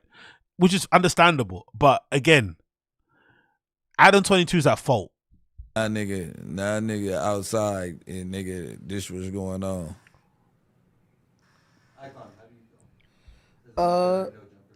Akon. Anyway, that's what happened. And then do you want to see what Adam 22's response was? Yes, I bet you do want to see what Adam 22's response was, right? Look at Adam 22's response. Look at this piece of fucking shit. If anybody needs to get punched in the face, it's Adam 22. What an absolute wanker, man. Like, Desto Dub nearly got his fucking face caved in outside of a Sexy Red concert. And look at Adam 22. Look at him. Hear him. All right. So people probably want me to comment on specific things. I'm going to take a quote from AD's book, and I'm going to say, I've been getting calls all morning. And I don't really feel like it's my place to turn any of this shit up. This shit is like, it doesn't really seem like it concerns me after. Doesn't seem like it concerns you, you fucking cunt. You started the whole fucking shit. You've been turning up from minute zero. They've been trying to ignore you, but you just kept turning up, and then they had to fucking respond because they were starting to look crazy. What? What a fucking cunt. It has nothing to do with it's everything to do with you. To this point, you know, that's a whole different situation. No, the Desto Dub is only being pressed because of Adam 22. Those guys have no issue with Desto Dub if it wasn't Adam 22. I don't care. I've never heard them speak bad about him. Again, I watch a lot of their fucking content. Oh my God, Adam 22 is the fucking worst, bro. One more time. All right. So people probably want me to comment on specific things. I'm going to take a quote from AD's book, and I'm going to say, I've been getting calls all morning. What a cunt. And I don't really feel like it's my place to turn any of this shit up. This shit is like, punched in the face. Doesn't really seem like it concerns me after this point. You know, that's a whole different situation. I got nothing to say about it. I'm mum. But wow. What an absolute piece of shit. If you're Desto Dub, you have to be questioning your friendship with fucking Adam 22. You sat there and kikied him, and of course it's your own fault for kikiing the whole shit, fair enough, but he's just basically washing his hands of the situation and saying, hey, you're on your own. You're on your own, nigga. You're on your own, black man. Take all your purple shirts and your fucking horrible jeans and your shitty track pants and shit with all the words on it and go and fight your own battles, mate. Take all that fucking business knowledge that you have, all that entrepreneurship, and go fucking sort that out, right?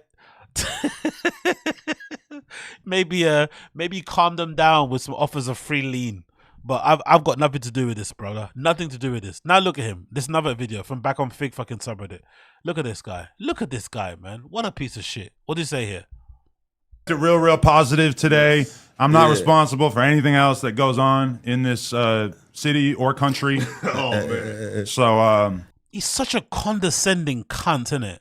I'm not responsible for anything else going on in the city in the country. Look at him. He's got his arm wrapped around another black man as a fucking comfort blanket, right? He's got his hand over fucking, fucking Flacco's breast, right? He's probably getting turned on by that. And he's obviously got him as a comfort blanket. Hey, look, at least one other black guy kind of likes me. I'm not responsible for anything that goes on in this country. So he's trying to basically say, not all the issues that happen are my fault, when it is all his fault. He got Desto Dub involved in this because Desto Dub was in the studio at the same time. And anyway, whatever. Adam 22 is a piece of shit. Real positive today. I'm not responsible for anything else that goes on in this city or country. Oh man. Look how quiet Flacco is also. So yeah. There we go. Start talking anyway. Fuck Adam 22. To be fair, he should have got what Desto got. To be fair, Adam 22 deserved that more than Desto Dub. Desto Dub didn't deserve that, but still, this post by ACEBOYZ Pun actually was really funny. This might explain to you why they were on smoke when it comes to Desto Dub. Look at this video. Because I forgot about this, but look at this. It's from ACEBOYZ Pun's Instagram, right? From the Back on Fig subreddit. Look at this.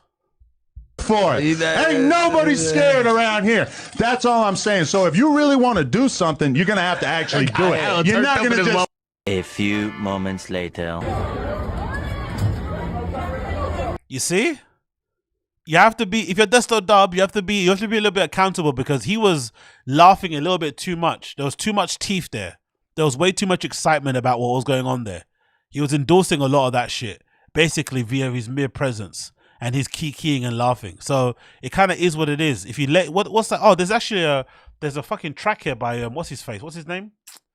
What's his fucking name, man? Draco the Ruler. Actually, someone posted on fucking the Back on Fig sub. Right, this actually speaks about it a lot. Right, look at this. Look, hear this line. Hear this line. Draco the Ruler said it the best. They'll meet you. Mariano. We ain't going back and forth and fake beefing. Hang with the ops, you get slayed with the ops. I'm the reason everybody. Hear that? Hang with the ops, you get slayed with the ops. One more time. Long live Draco the Ruler. You know the fucking truth. Hang with the ops, you get slayed with the ops. I'm the. One more time. Back and forth and fake beefing. Hang with the ops, you get slayed with the. And fake beefing. Hang with the ops, you get slayed with the ops. Hang with the ops, you get slayed with the ops. Hang with the ops, you get slayed with the ops. Hang with the ops, you get slayed. You know Wagwan. You know what the fucking is going on, okay? So back one more time. Let's play this video again from the beginning. Ain't nobody scared around here. That's all I'm saying. So if you really want to do something, you're gonna have to actually do it. You're not gonna just. Exactly. A few Adam 22 said he wasn't involved, by the way. What a prick. moments later. Big up 730. That's an awful lot of laughing. Exactly 730. Big up. Oh, I'm not with that, bro. I didn't even hear him say that. I'm not with that. Oh, Desto Dub. You can't. He looks so. Oh, Desto, man. I'm not with that, bro.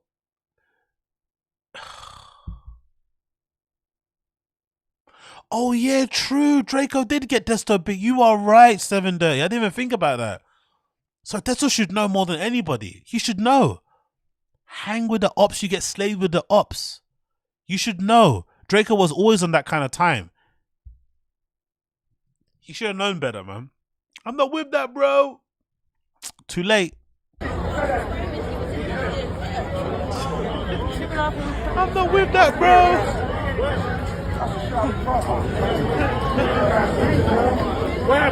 Weird ass, no jumper ass niggas. Hang with the ups to get slayed with the ups. Oh, man. Honestly, Adam 22 deserves that more than anybody else. I wish it happened to Adam 22 more, man. Fuck everybody else.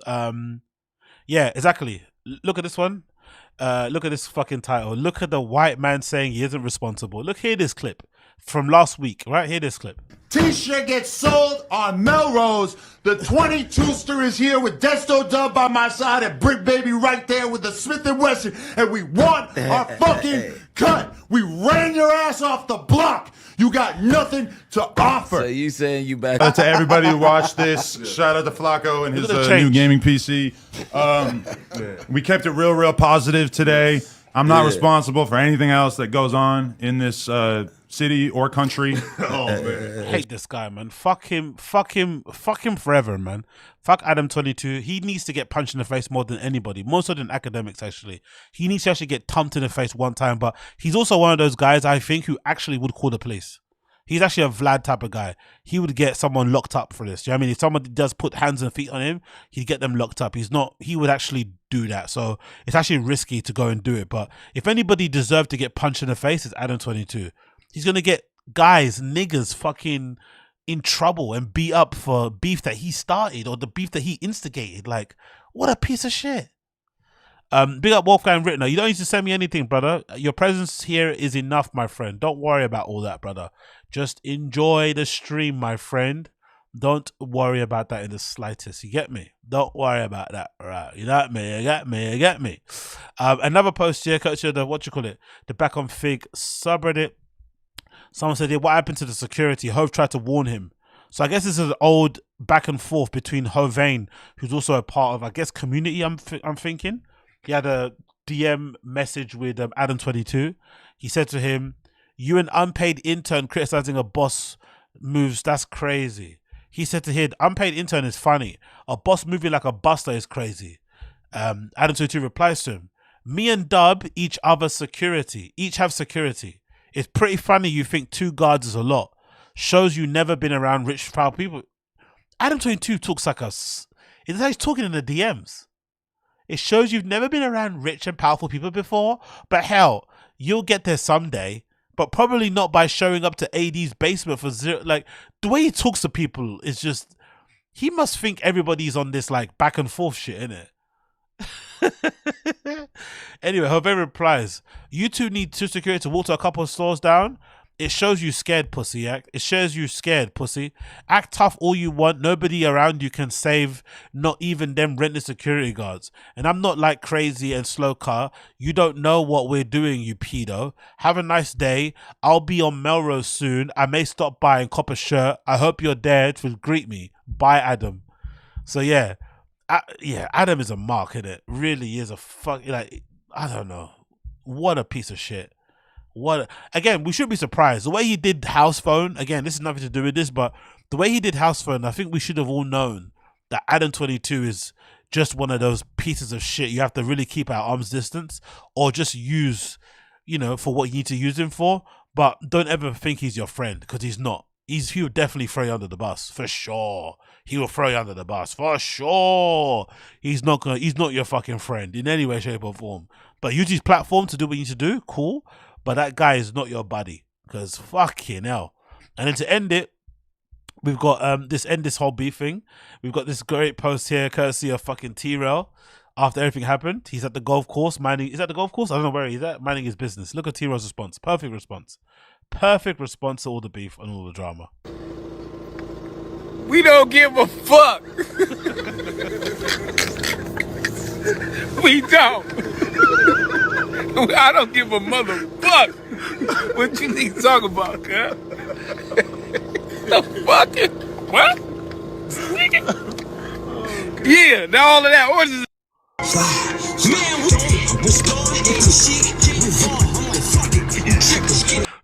Playing King Born after that is fucking hilarious. But yeah, big up T-Rail.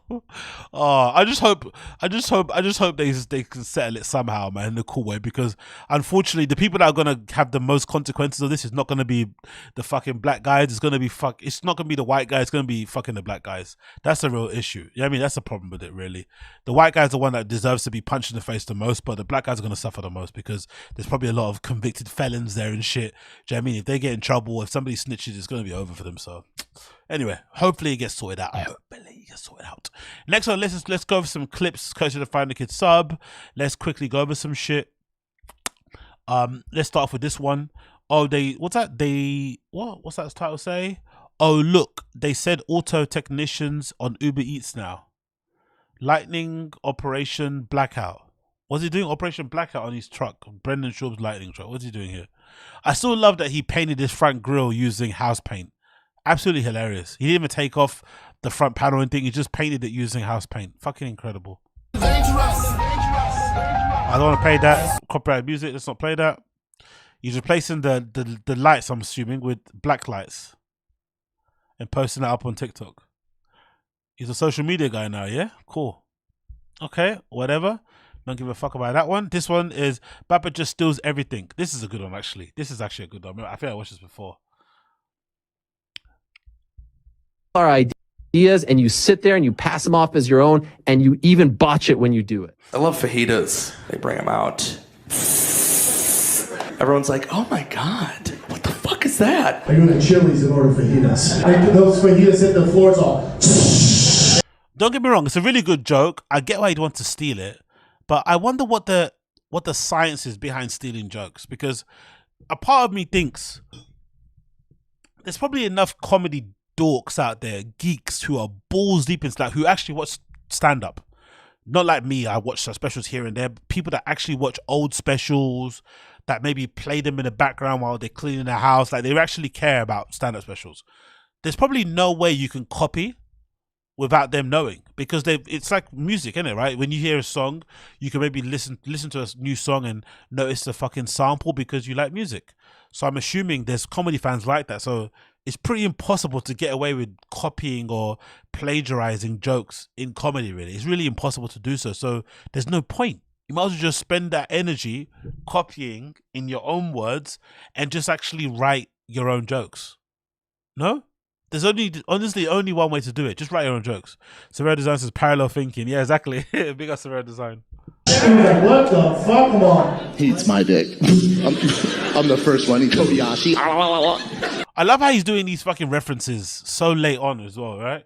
The Kobayashi reference. Like, he watches these comedic films and he feels like nobody else has watched them. We've all watched them. We're all tired of the memes and the lines and the little like we've seen it. We know. Just allow it. You mess with my nut, Brennan. Randy here is getting. I love that the character in the fucking movie is also called Brennan. That's fucking hilarious. Your dick like Kobayashi. Been drinking, and he still fucked it up, right? That is way funnier than what he did, right? No, or am I bugging? The outfit doesn't help, but hey. He eats my dick. I'm the first one. He Kobayashi. You mess with my nut, Brennan. Randy here is gonna eat your dick like Kobayashi. Been drinking Bud Light for fucking years, man. This is the one that I thought was inexcusable. This was the one joke that I thought was a representation of just how redacted and lacking in creativity, imagination, talent that Brendan is when it comes to stand-up. Because I feel like this joke is so normie, is so basic, you should be annoyed if you're a comedian and you didn't come up with it yourself. This guy seems like a regular dude who's posting some skits here and there on social media. Maybe he's got a full-time job or whatever, but he just does this for fun. So he was able to think of this on the spot when the whole Bud Light thing was going on. He was able to think of it on the spot.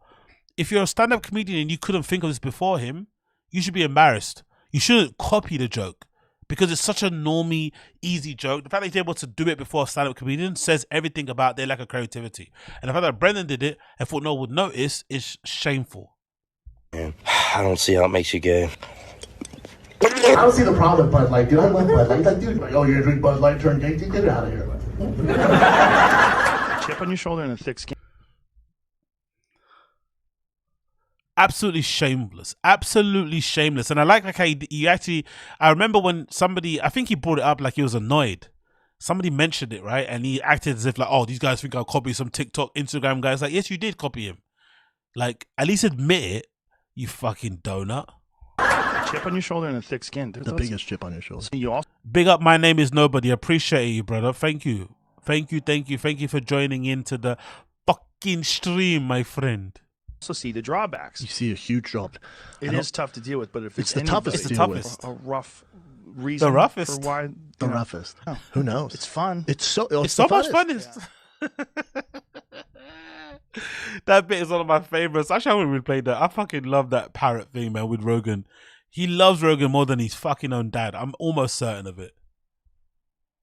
Chip on your shoulder and a thick skin. The biggest chip on your shoulder. You also see the drawbacks. You see a huge drop. It is tough to deal with, but if It's it's the toughest to anybody, deal with. a rough reason for why The roughest. Oh. Who knows? It's fun. It's so. It's the funnest. Yeah. It's the funnest. Anyway, what an absolute specimen. Yeah, Surveyor Design. Brendan thinks bringing up references is considering telling jokes. Exactly. Yeah, exactly. Uche, those jeans. Let's see those jeans in full HK. Look at those jeans. It's just the outfit too, man. Forget just the jeans. It's just the outfit. Look at that. Like, again, I like my clothes, but what the fuck is that? Like, those jeans, that fucking physique. Like, he looks so weirdly shaped, isn't it? He's got really skinny legs, but also got a weird midsection. His jeans are way too tight. Like, maybe darker jeans would go better, right? Maybe some dark navy straight jeans and stuff. But look at that. Like, what is that? It's almost like he peacocks as a form of comedy too. You know how like Joe Rogan's like, oh, I cover up my tats because I don't want it to distract from my comedy. It's almost like he does the opposite. Because he's not funny, he wants to like make himself funny by wearing like these clothes. Fucking odd. Anyway, big up Papa. Big up Papa. Oh, this is a good post too, right? Big up to Friday Kid Sub. Absolute legendary. Have you noticed one thing? Have you guys noticed one thing that's been missing from Brendan Shaw's fucking content? Yes, you guessed it. Where's fucking Tiger Fick? What happened to Tiger Fick? Remember, Aaron Rodgers. Yes, you heard it. Aaron fucking Rodgers was meant to be buying Tiger Fick. That's what Brendan said. Brendan said Aaron Rodgers was meant to be investing in Tiger Fick whiskey, allegedly. We haven't heard a single thing about it ever since. Somehow he's on Ozempic now. He doesn't really drink whiskey, I'm guessing. He doesn't really talk about his whiskey anymore. And it seems like Tiger Fick has disappeared from the lexicon. Tiger Fick has been gadooshed, right? Tiger Fick got gadooshed like the bike club, like the Fick Boy bike club. Tiger Fick got gadooshed like Tough Mudders. Tiger Fick got gadooshed like Malik, like Chappelle Lacey, like BGL, right? It got fucking gadooshed. Where's it gone? Where's Tiger Fick? Can somebody tell me where Tiger Fick is at? Where is it? Missing. There we go. Please, information needed. Where is fucking Tiger Fick? Where is it? I want to know where fucking Tiger Fick is. I still want to buy some. I don't think you can purchase it anywhere. I really, really do want to buy some and actually drink it myself and see what it tastes like. But according to the people that have tasted it and with videos we've seen, it's probably not great. Because I remember seeing Eddie Bravo's face when he tried to sip some. He's like, he did not like it. I had to brush my tongue. But yeah, he didn't like it at all. So Eddie Bravo didn't like it. It seems like it tastes really harsh. Robert Henry Poet, wild guan, brother. I'm one of those comedy turbo dorks. I've seen a metric fuck ton of stand-up clips and specials. I hear people using old bits, open mics and shit. Oh, really? Wow. Wow. People using old bits of like, who's that? What's my, who's that guy that I enjoy? I used to watch a lot of his before. He passed away. He's got long hair. Very dark comedian. He's really good. Do people use some of his bits? I forgot what his name is. He passed away maybe just before fucking what's his name? Patrice.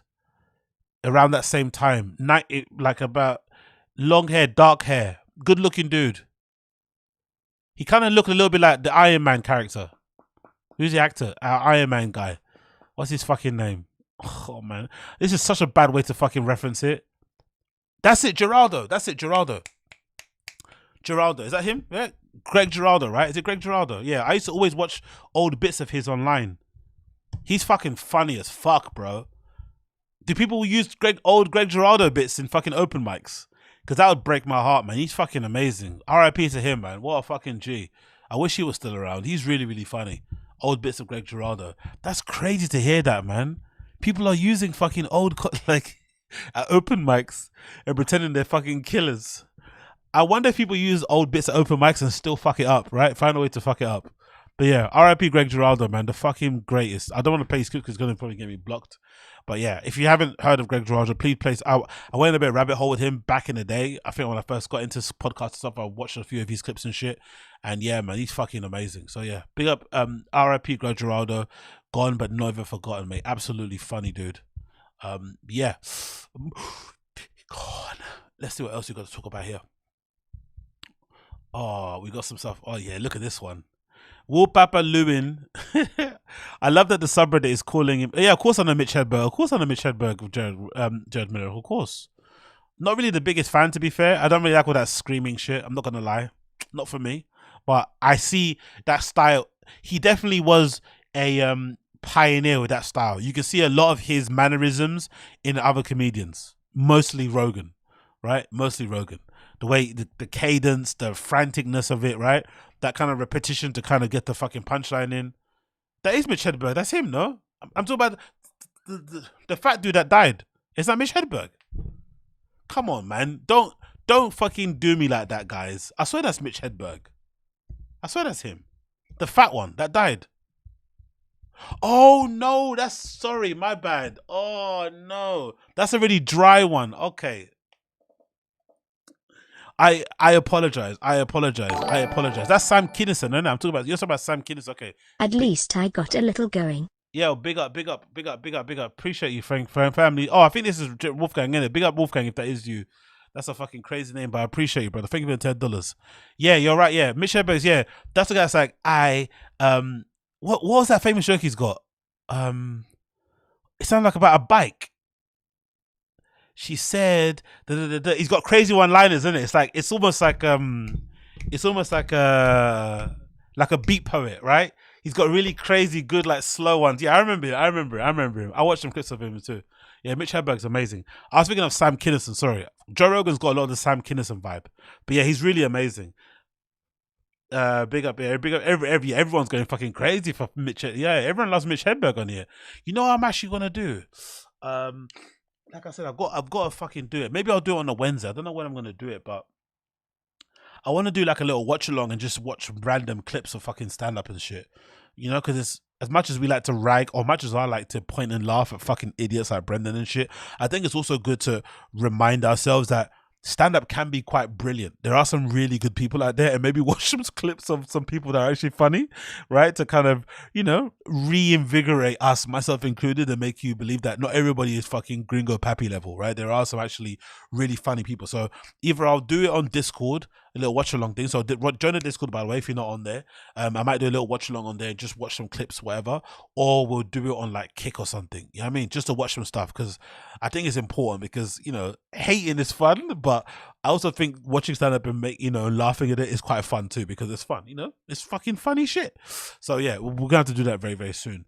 I need to just work out if I want to do it on Discord only or just do it on Kick, because I can't do it on YouTube because YouTube will block me. I tried to do that fucking, you know, whatever, what's his face, Matt Rife one on here, and nearly got me fucking banned.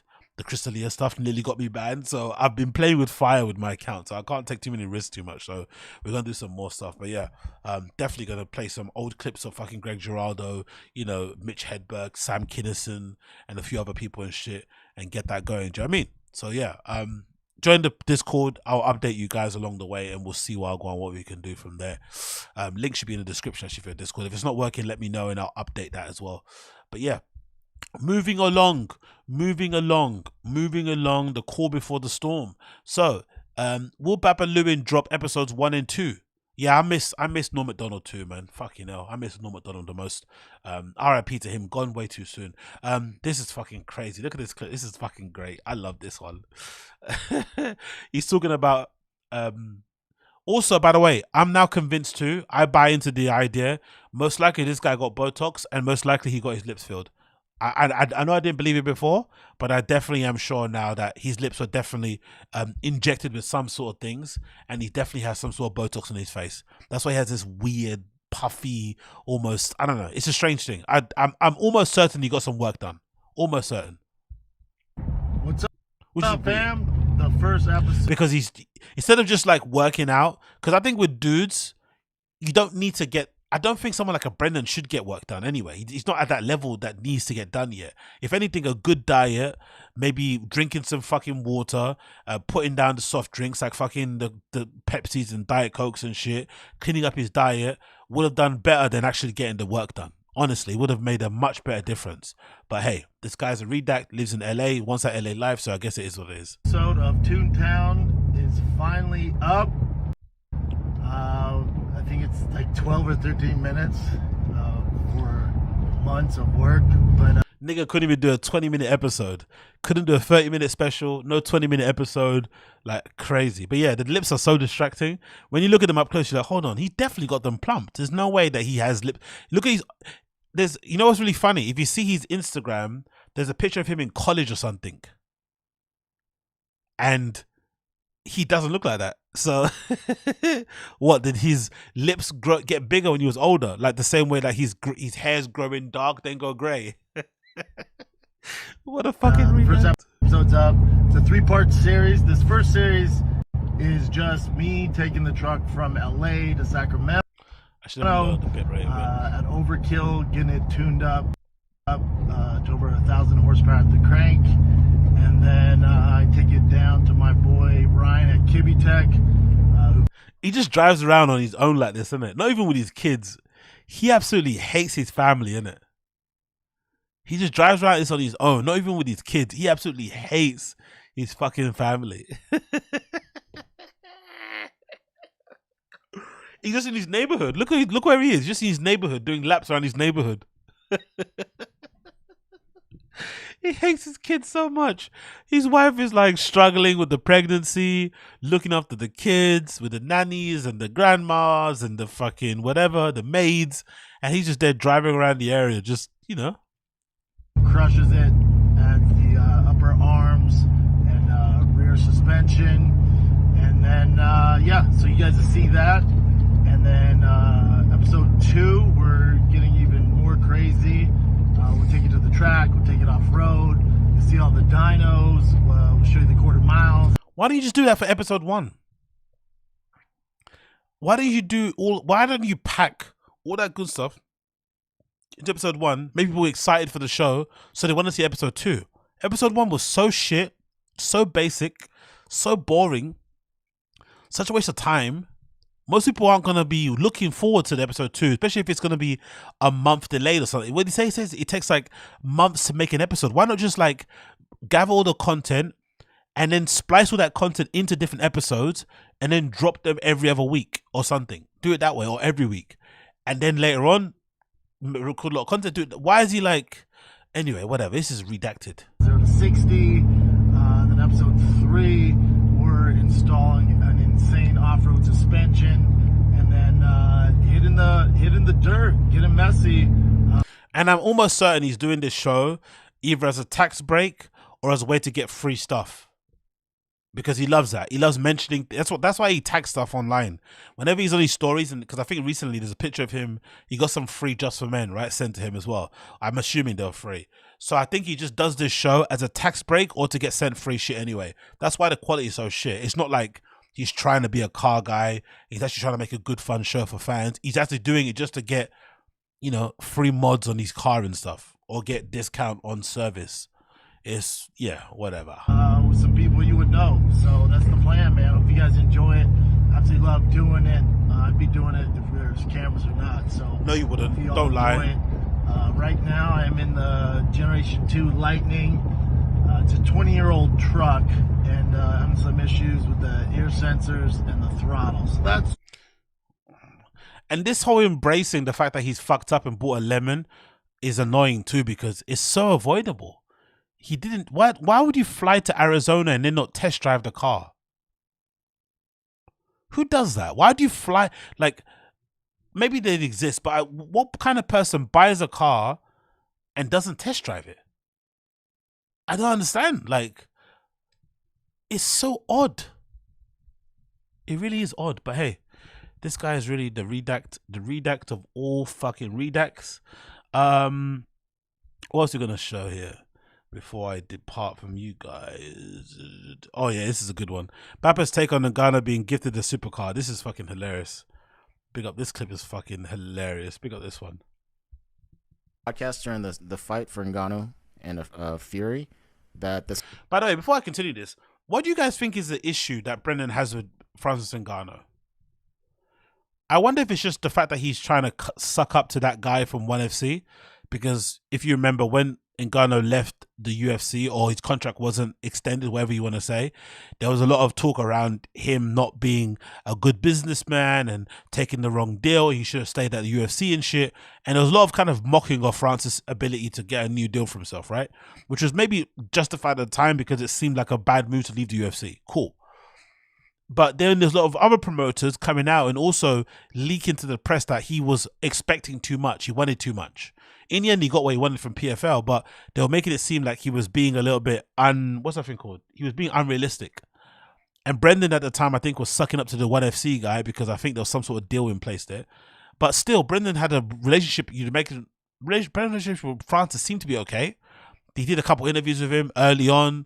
The most recent one, I think, was one where he fucking had the fucking chicken burger and the bonnet of his new Ferrari. That was odd, right? He wanted to show off his Ferrari on the fucking Food Truck Diary, so he bought chicken burgers and then put them in a bonnet and then fed the fucking...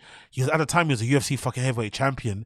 He gave him cold chicken burgers, like, from his bonnet of his car. It's like, so disrespectful. Anyway, that aside, it seems like he has a bit of a bee in his bonnet about Francis. And I don't want to say it's a black thing. It could be the black thing, but it seems odd because they seem to be cool, but now all of a sudden he's like, every time Francis' name comes up, he always doesn't miss opportunity to kind of dunk on him and say something. It's very strange.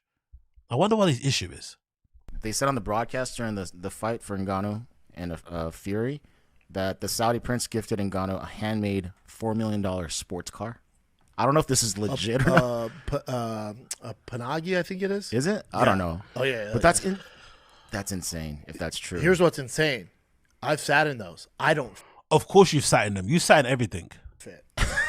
Okay, so it's gonna look like a micro machine. Hold on, did he say I don't fit the same way he said it in the fucking Gringo Pappy when he said about his mother-in-law? I don't fit. We don't fit. No, we fit. No, did he say it the same way that he said it in the joke in the Gringo Pappy? I no fit. That's insane if that's true. Here's what's insane. I've sat in those. I don't fit. We don't fit. You know, there's a joke in the Gringo Pappy where he says his mother-in-law says they can't fit in a car and they all fit in it. Like, it's some hacky Mexican joke that was fucking horrendous. I'm pretty sure I said it the same way there. But hey, let's continue. Okay, so it's gonna look like a micro machine. Here's the thing. There's not a chance I fit. I've tried to sit in one before. I don't know how Francis is gonna do it. Oh, that's your takeaway from this dope ass car? Jeez, I can't believe you fit in that thing. Yeah, okay. That's the takeaway, huh? Any of size. They said on the broadcast during the fight. The glasses era of Brendan was fucking incredible, isn't it? The glasses era of Brendan is incredible because he obviously needs glasses. These were prescription. Look how thick the lenses are. He actually does need glasses. Those are some thick lenses. Any of size. Okay, that's the takeaway, huh? Any of size. I bet he didn't like them because they made you look a bit special needs, isn't it? No offense to special needs people, but he does look a little bit, he looks a little bit dented with his glasses on. So I understand why he's not wearing them because he really does look like, his mum buys his lunch and shit, Wait, huh? Any of size. Any of size. What a fucking legend. For all the wrong reasons. We've got another one here. Dear truck community, Brendan must be stopped. Imposter alert. Let's see this clip. Truck and the guy. So it was in Phoenix. So I sent somebody to inspect it for me. Didn't know they were a moron. I flew all the way out to Phoenix, Arizona. Do you think he doesn't remember that he records stuff on his channel or on his fucking social media? Or do you think he's that much of a fucking pathological liar that he just does it on the go? Like, how does that happen? How do you start? How do you just make up a lie that you didn't go and pick up yourself? 20-year-old truck and the guy. So it was in Phoenix. So I sent somebody to inspect it for me. Didn't know they were a moron. I flew all the way out to Phoenix, Arizona to pick up a cherry of a Generation 2 2004 Ford Lightning. Honestly, what a fucking weirdo. I sent someone to go pick it up. So he's now putting the blame on this other person that doesn't exist because he doesn't want to accept responsibility. That's pure narcissism at work, isn't it? That's pure narcissism at work. He refuses to accept the blame that he bought a lemon because he was refusing to fucking take it for a test drive. And he's now blaming a person that doesn't exist. Check this bad boy out. Not a he's the perfect mark for people, innit? He bought the car because it was shiny, basically. It was in it was in good cosmetic condition. It looked like it was new. It obviously went for a good car wash, a good polish. Somebody cleaned the rims, right? They typical stuff that again, I'm not even a car guy and I know the tricks of the trade, right? They're going to fucking, blacken the tires to make them look like they're new. They're going to clean the fucking alloys. They're going to make sure everything's fucking spick. They're going to give it a real good fucking clean on the inside, right? And make sure the fucking everything smells lovely so that when so if a redact like Brendan comes to buy it, they're going to think because it smells good and it looks good, they must run good without fucking test driving, which is fucking insane. Not test driving a car this old is crazy, really. Mark on it. Basically all stock. Billet grill. All stock and it's been modded. Okay. You put an aftermarket intake on it. So it's not all stock then, is it? Aftermarket intake is not all stock. The Poli Diablo Sport Poli for low extra horsepower. Holy We got plans for this. I don't care about any of that. I care about the low mileage. There's no wear and tear on the ride. What are you not going to do again? I'm never going to buy a car without me going through it. The way this guy lies about such minor things is so dumb, but it also makes me believe that most likely he is a pathological liar and you can't believe anything he says because this doesn't really matter. You got sold the lemon, it happens, right? Lesson learned. Even though it's avoidable, lesson learned. It's actually a funnier story to say, you know what, I flew it away there and I was so tired, or I got fucking mesmerized by the great condition the car was in. I just assumed it would run well. I know, I'm dumb, I didn't test drive it, but honestly, it looked like it came fresh from the fucking factory floor. Like, actually being self-deprecating and owning up to it is actually funnier than saying I sent somebody else to fucking view it and it was you. What? And the guy, so it was in Phoenix, so I sent somebody to inspect it for me. Didn't know they were a moron. I flew all the way out to Phoenix, Arizona to pick up a gem, a cherry of a Generation 2 2004 Ford Lightning. Check this bad boy out. Check this bad boy out. Honestly, man, this guy's fucking impressive. But yeah, the truck arc is awesome because this is an opportunity for him to actually learn things and be the student and be humble and be, you know, open to fucking new information and maybe, you know, whatever, right? Just at least feign ignorance. He's still trying to pretend like he knows everything. That's the funny thing about it. This is the one moment where you could actually, you know, hey, I'm going to actually try to be the student here. I'm going to try to go into this not knowing what I know and being happy to, you know, get fucking, you know, schooled by people or whatever. Nah, I'm going to pretend I know what I know. I'm a car guy, always been a car guy, allegedly. Yeah, okay, cool, bro. Okay, cool, bro. Cool. Oh, this is a good one too. This is a fucking great one. Have you seen this? This is fucking awesome. Big up the Find the Kid subreddit, guys. Fucking awesome clip. This is so fucking good. Adam Sandler talking about Brendan. Obviously it's not, but it's a really good, it's really well made. It's really fucking well done. Let's play this one. Oh. This lie has to be up there with one of Brendan's most elaborate lies, right? I love this one so much. When's the last time you were in the midst of somebody where you're kind of speechless? Because you see people do this when they're around you. Were you ever that way? You mean about a superstar? Yeah. You know what the biggest moment was? I was at a gym. And I go in the bathroom, he's in the bathroom. No. Like, sure as fucking like the same thing. Like, while his dick's in his hand. Like, Please. Notice me? Please notice. I'm that guy. I'm that guy. And oh God, this is awkward. And then we walk out the bathroom and he's there and he goes, "Hey," and he could tell I was looking at him and I'm like, and I walk up to him and I go, "Hey, how you doing?" I go, "What's up, Mr. Sandler?" He goes, "You're the tough guy that does comedy, right?" And I was like, "Holy fuck!" He knew you. Yeah. Can you imagine? Look at their faces, so happy about his story. Can you imagine lying about that? Just making up a story that you bumped into Adam Sandler while he was in the gym of a toilet gym somewhere. Again, extra doubt on that one. And that he was a fan. Isn't it funny that every time Brendan bumps into well-known people, they're always fans of his? It's never him just fanning out and them having no idea who he is, which is usually the most, I think, funnier way to approach a story. Even if they, like, most celebrities, when they talk about me and other celebrities, they like to be self-deprecating and kind of use it as a chance to be like, hey, I know I sometimes act a bit weird with my fans, but here's a story about me acting weird about some of those celebrities. You know what I mean? It's like, it's a way for you to like fake a little bit of like relatability to your fucking fans, right? To make them know that, hey, I know you guys are awkward around me, but I'm also awkward around other people. But nah, even Brendan can't even be relatable. He has to be like, nah, they were actually big fans of mine. Adam Sandler actually has watched all my stuff. He's a big fan of TFATK. No, he's not a big fan of TFATK. He's a big fan of me. You're the big guy that kicks. What did he say about to him allegedly? When's the last time you goes, "Hey," and he could tell I was looking at him and I'm like, and I walk up to him and I go, "Hey, how you doing?" I go, "What's up, Mr. Sandler?" He goes, "You're the Hey, how you doing?" I go, "What's up, Mr. Sandler?" He goes, Who refers to Adam Sandler as Mr. Sandler in public?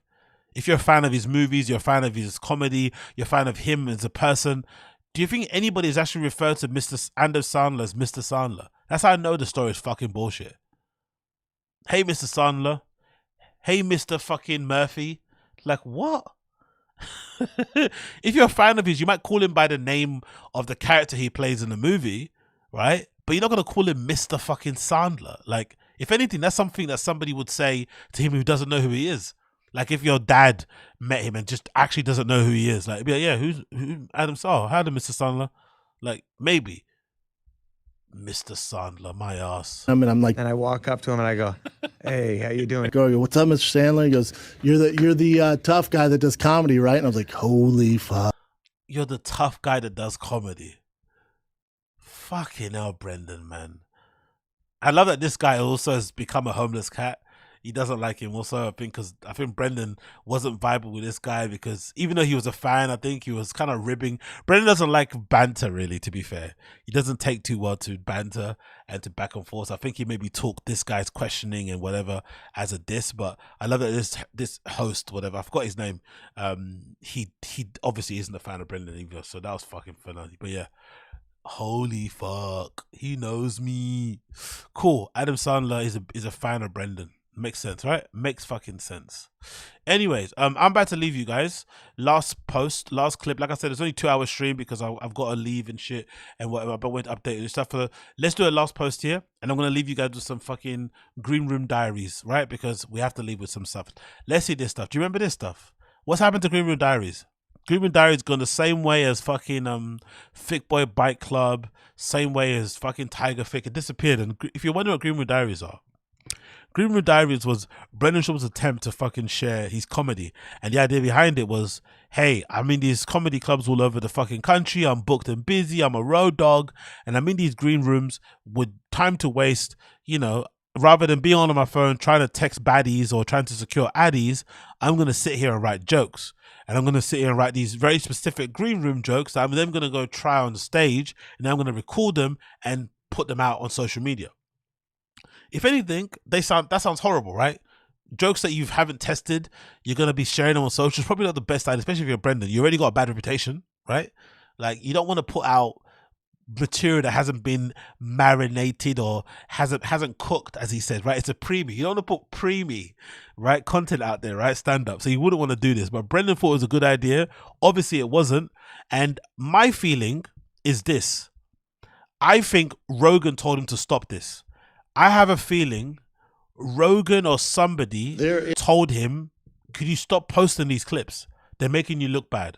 That's what I think, because he was really pushing this Green Room's Diary thing. I've got a feeling Rogan or somebody that was close to him, maybe Callan even, was able to say, hey, no more of these clips. They're not making you look good.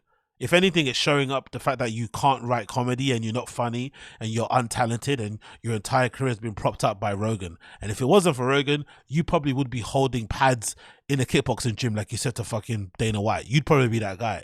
So I think someone told him not to do it anymore, and he actually listened for once, because he's been known to be the guy that's like, oh, you know, the famous line is that Rogan and Callan told him not to do the fucking You'd Be Surprised comedy special with Showtime so early in his career, and he thought that Rogan and Brian Callen were hating on him. That's the actual, he actually came out of his own mouth, he said that proudly, which is fucking bizarre. So I have a feeling that he finally did listen later on down the line. He changed his ways and he stopped doing this, because this is the level of comedy Brendan was doing at the time. And this is him nearly 10 years in, by the way. Listen to this shit. There is a serial killer on the loose in NorCal. He's in Stockton. He's made his way down to San Jose. So as you leave the theater tonight, head on a swivel. Head on a swivel. It's terrifying. I'm scared. I'm fucking scared, dude. And Jeffrey Dahmer's so hot right now, right? After that Netflix doc, I was like, ooh. And I'm into serial killers, so I was like, oh, this is hot. Let me look into this. What's he doing? Eating their brains? Or was he putting a fucking werewolf mask on? What's he doing? As you research it, this dude's just driving by fucking shooting people. He's not a serial killer. That's a gangbanger with a good shot. These 2022 woke serial killers, bro, what are you doing? Who's your publicist? You think you can just drive by and shoot people and 10 years from now you're getting a Netflix doc, bitch? Not happening, daddy. After you shoot them, pull over, eat their dicks. Do something, dude. Paint your face like a fucking clown. Shoot him. Leave a calling card. Do something, dude. Weak, bro. I leave here tonight. I get shot. He eats my dick. I'm the first one. He Kobayashi. There is a...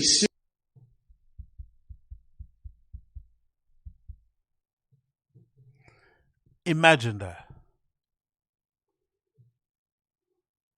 The mannerisms, the voice inflection, that weird that weird politician thing with his hands he's doing about not pointing, you know? Politicians have that thing where they don't want to point, so they put their thumb inside their finger. So he was doing that weird kind of thumb thing like he was giving a fucking TED talk. Or he's at a press conference. That was odd and couldn't get past that. He couldn't pronounce words. He said werewolf. He said werewolf. Right? That really kind of threw me off. The rushiness of it. The cuts, the edits, the fucking pictures. Just in case we didn't know who Jeffrey Dahmer is, a fucking picture popping up. Like...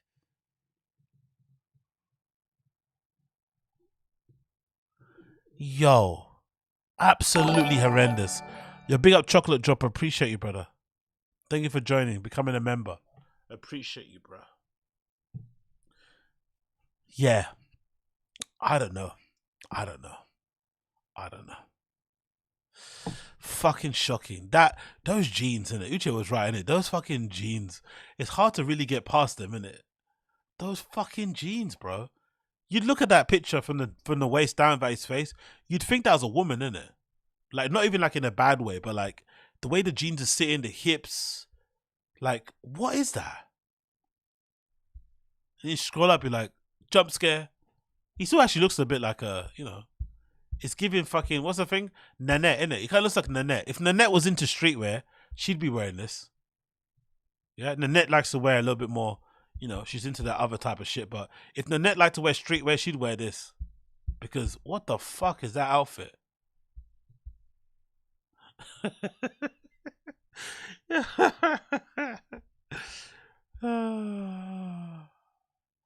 Yeah, that's it. Hannah Gadsby. That's it. Hannah Gadsby. Hannah Gadsby. Who does that? I said Nanette. Who the fuck is Nanette? Why did I say Nanette for? Who the fuck is Nanette? Nanette. Is that a comedian? Why did I say Nanette for? Oh, that's her special. It's called Nanette. Okay, cool.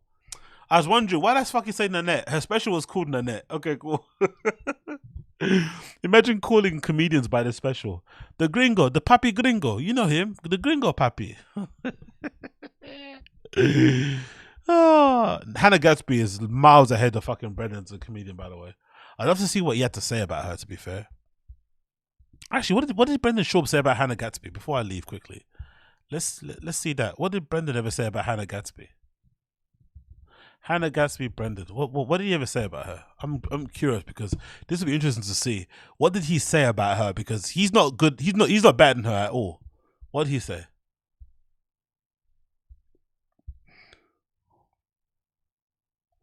Where is it? Nothing. Oh, we got no clips of him talking about Hannah Gadsby. Interesting. Let's see if we got or maybe do Hannah Gadsby, The Fire and the Kid. Let's see. Maybe they might spoke about on TFATK. See if we can get that. Bear with me a second. TFATK, Hannah. Let's see. They must have spoke about it when it happened. They must have spoke about it. Oh, they didn't. Okay, maybe they didn't. Fair enough. Maybe they fucking did. I think they did though, but maybe they didn't. I think they did, but maybe it didn't. Anyways. Doesn't matter. I have to leave now, my friends. Thank you so much for joining in. It's been a pleasure to have your company. This has been another random show. Again, sorry for the short one, but I went to quickly jump on and talk about the, you know, Brendan premature baby thing. Like, again, you know, thoughts and prayers go out to Brendan Schaub's wife and stuff, and the baby that's currently at Cedar Cyanide, right? Hopefully everything goes well and the baby recovers and is able to come home safe and sound. Brendan's response to it was fucking bizarre, but hey, that's Brendan. It kind of is what it is. But we're hoping that nothing crazy happens and it's just standard protocol and they do all the necessary tests and that baby is healthy and everything is good and they can all be one big happy family, because trust me, it sounds like they fucking need it. But either way, I do appreciate all of you for joining me this day. It's been fucking brilliant. Thank you for joining. Make sure if you enjoyed the stream, please like it. That'll be greatly appreciated. There's a Discord link in the description too. If it's not in there, let me know and I'll update it as I finish. And yeah, man, I don't know. Thank you for joining. It's been fucking fun. Never a fucking bad time, always a good time. And I really do hope that all of you have had the funnest time that you've had as I've had. So big up everybody in the stream chat. I appreciate all of you. Big up Jared Medrick, I see ya. Asad Aziz, Shade Cow, thank you for hanging. Super Jella, thank you for hanging. Domo, I see you. Uche, my G, Wagwan, Logos Focus, Don Dada, Coil, I think was here earlier as well. Big up you. Everybody, thank you so much for hanging in there. Appreciate all of you. Okay, Hozinga, I beg you put the live stream on your community page. The baby has a touch of the tism. We'll be fine. Oh my, what do you mean put my on her stream on community page? What do you mean by that? What do you mean by that?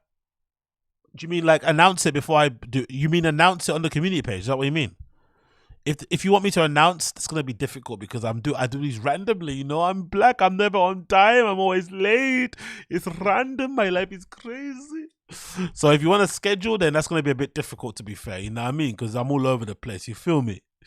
But I'll try my best to appease. I'll do something in the middle. You feel me? I'll do something in the middle. But big up you anyway, regardless. Thank you for tuning in. I appreciate all of you. See you soon. Be safe. Be fucking safe.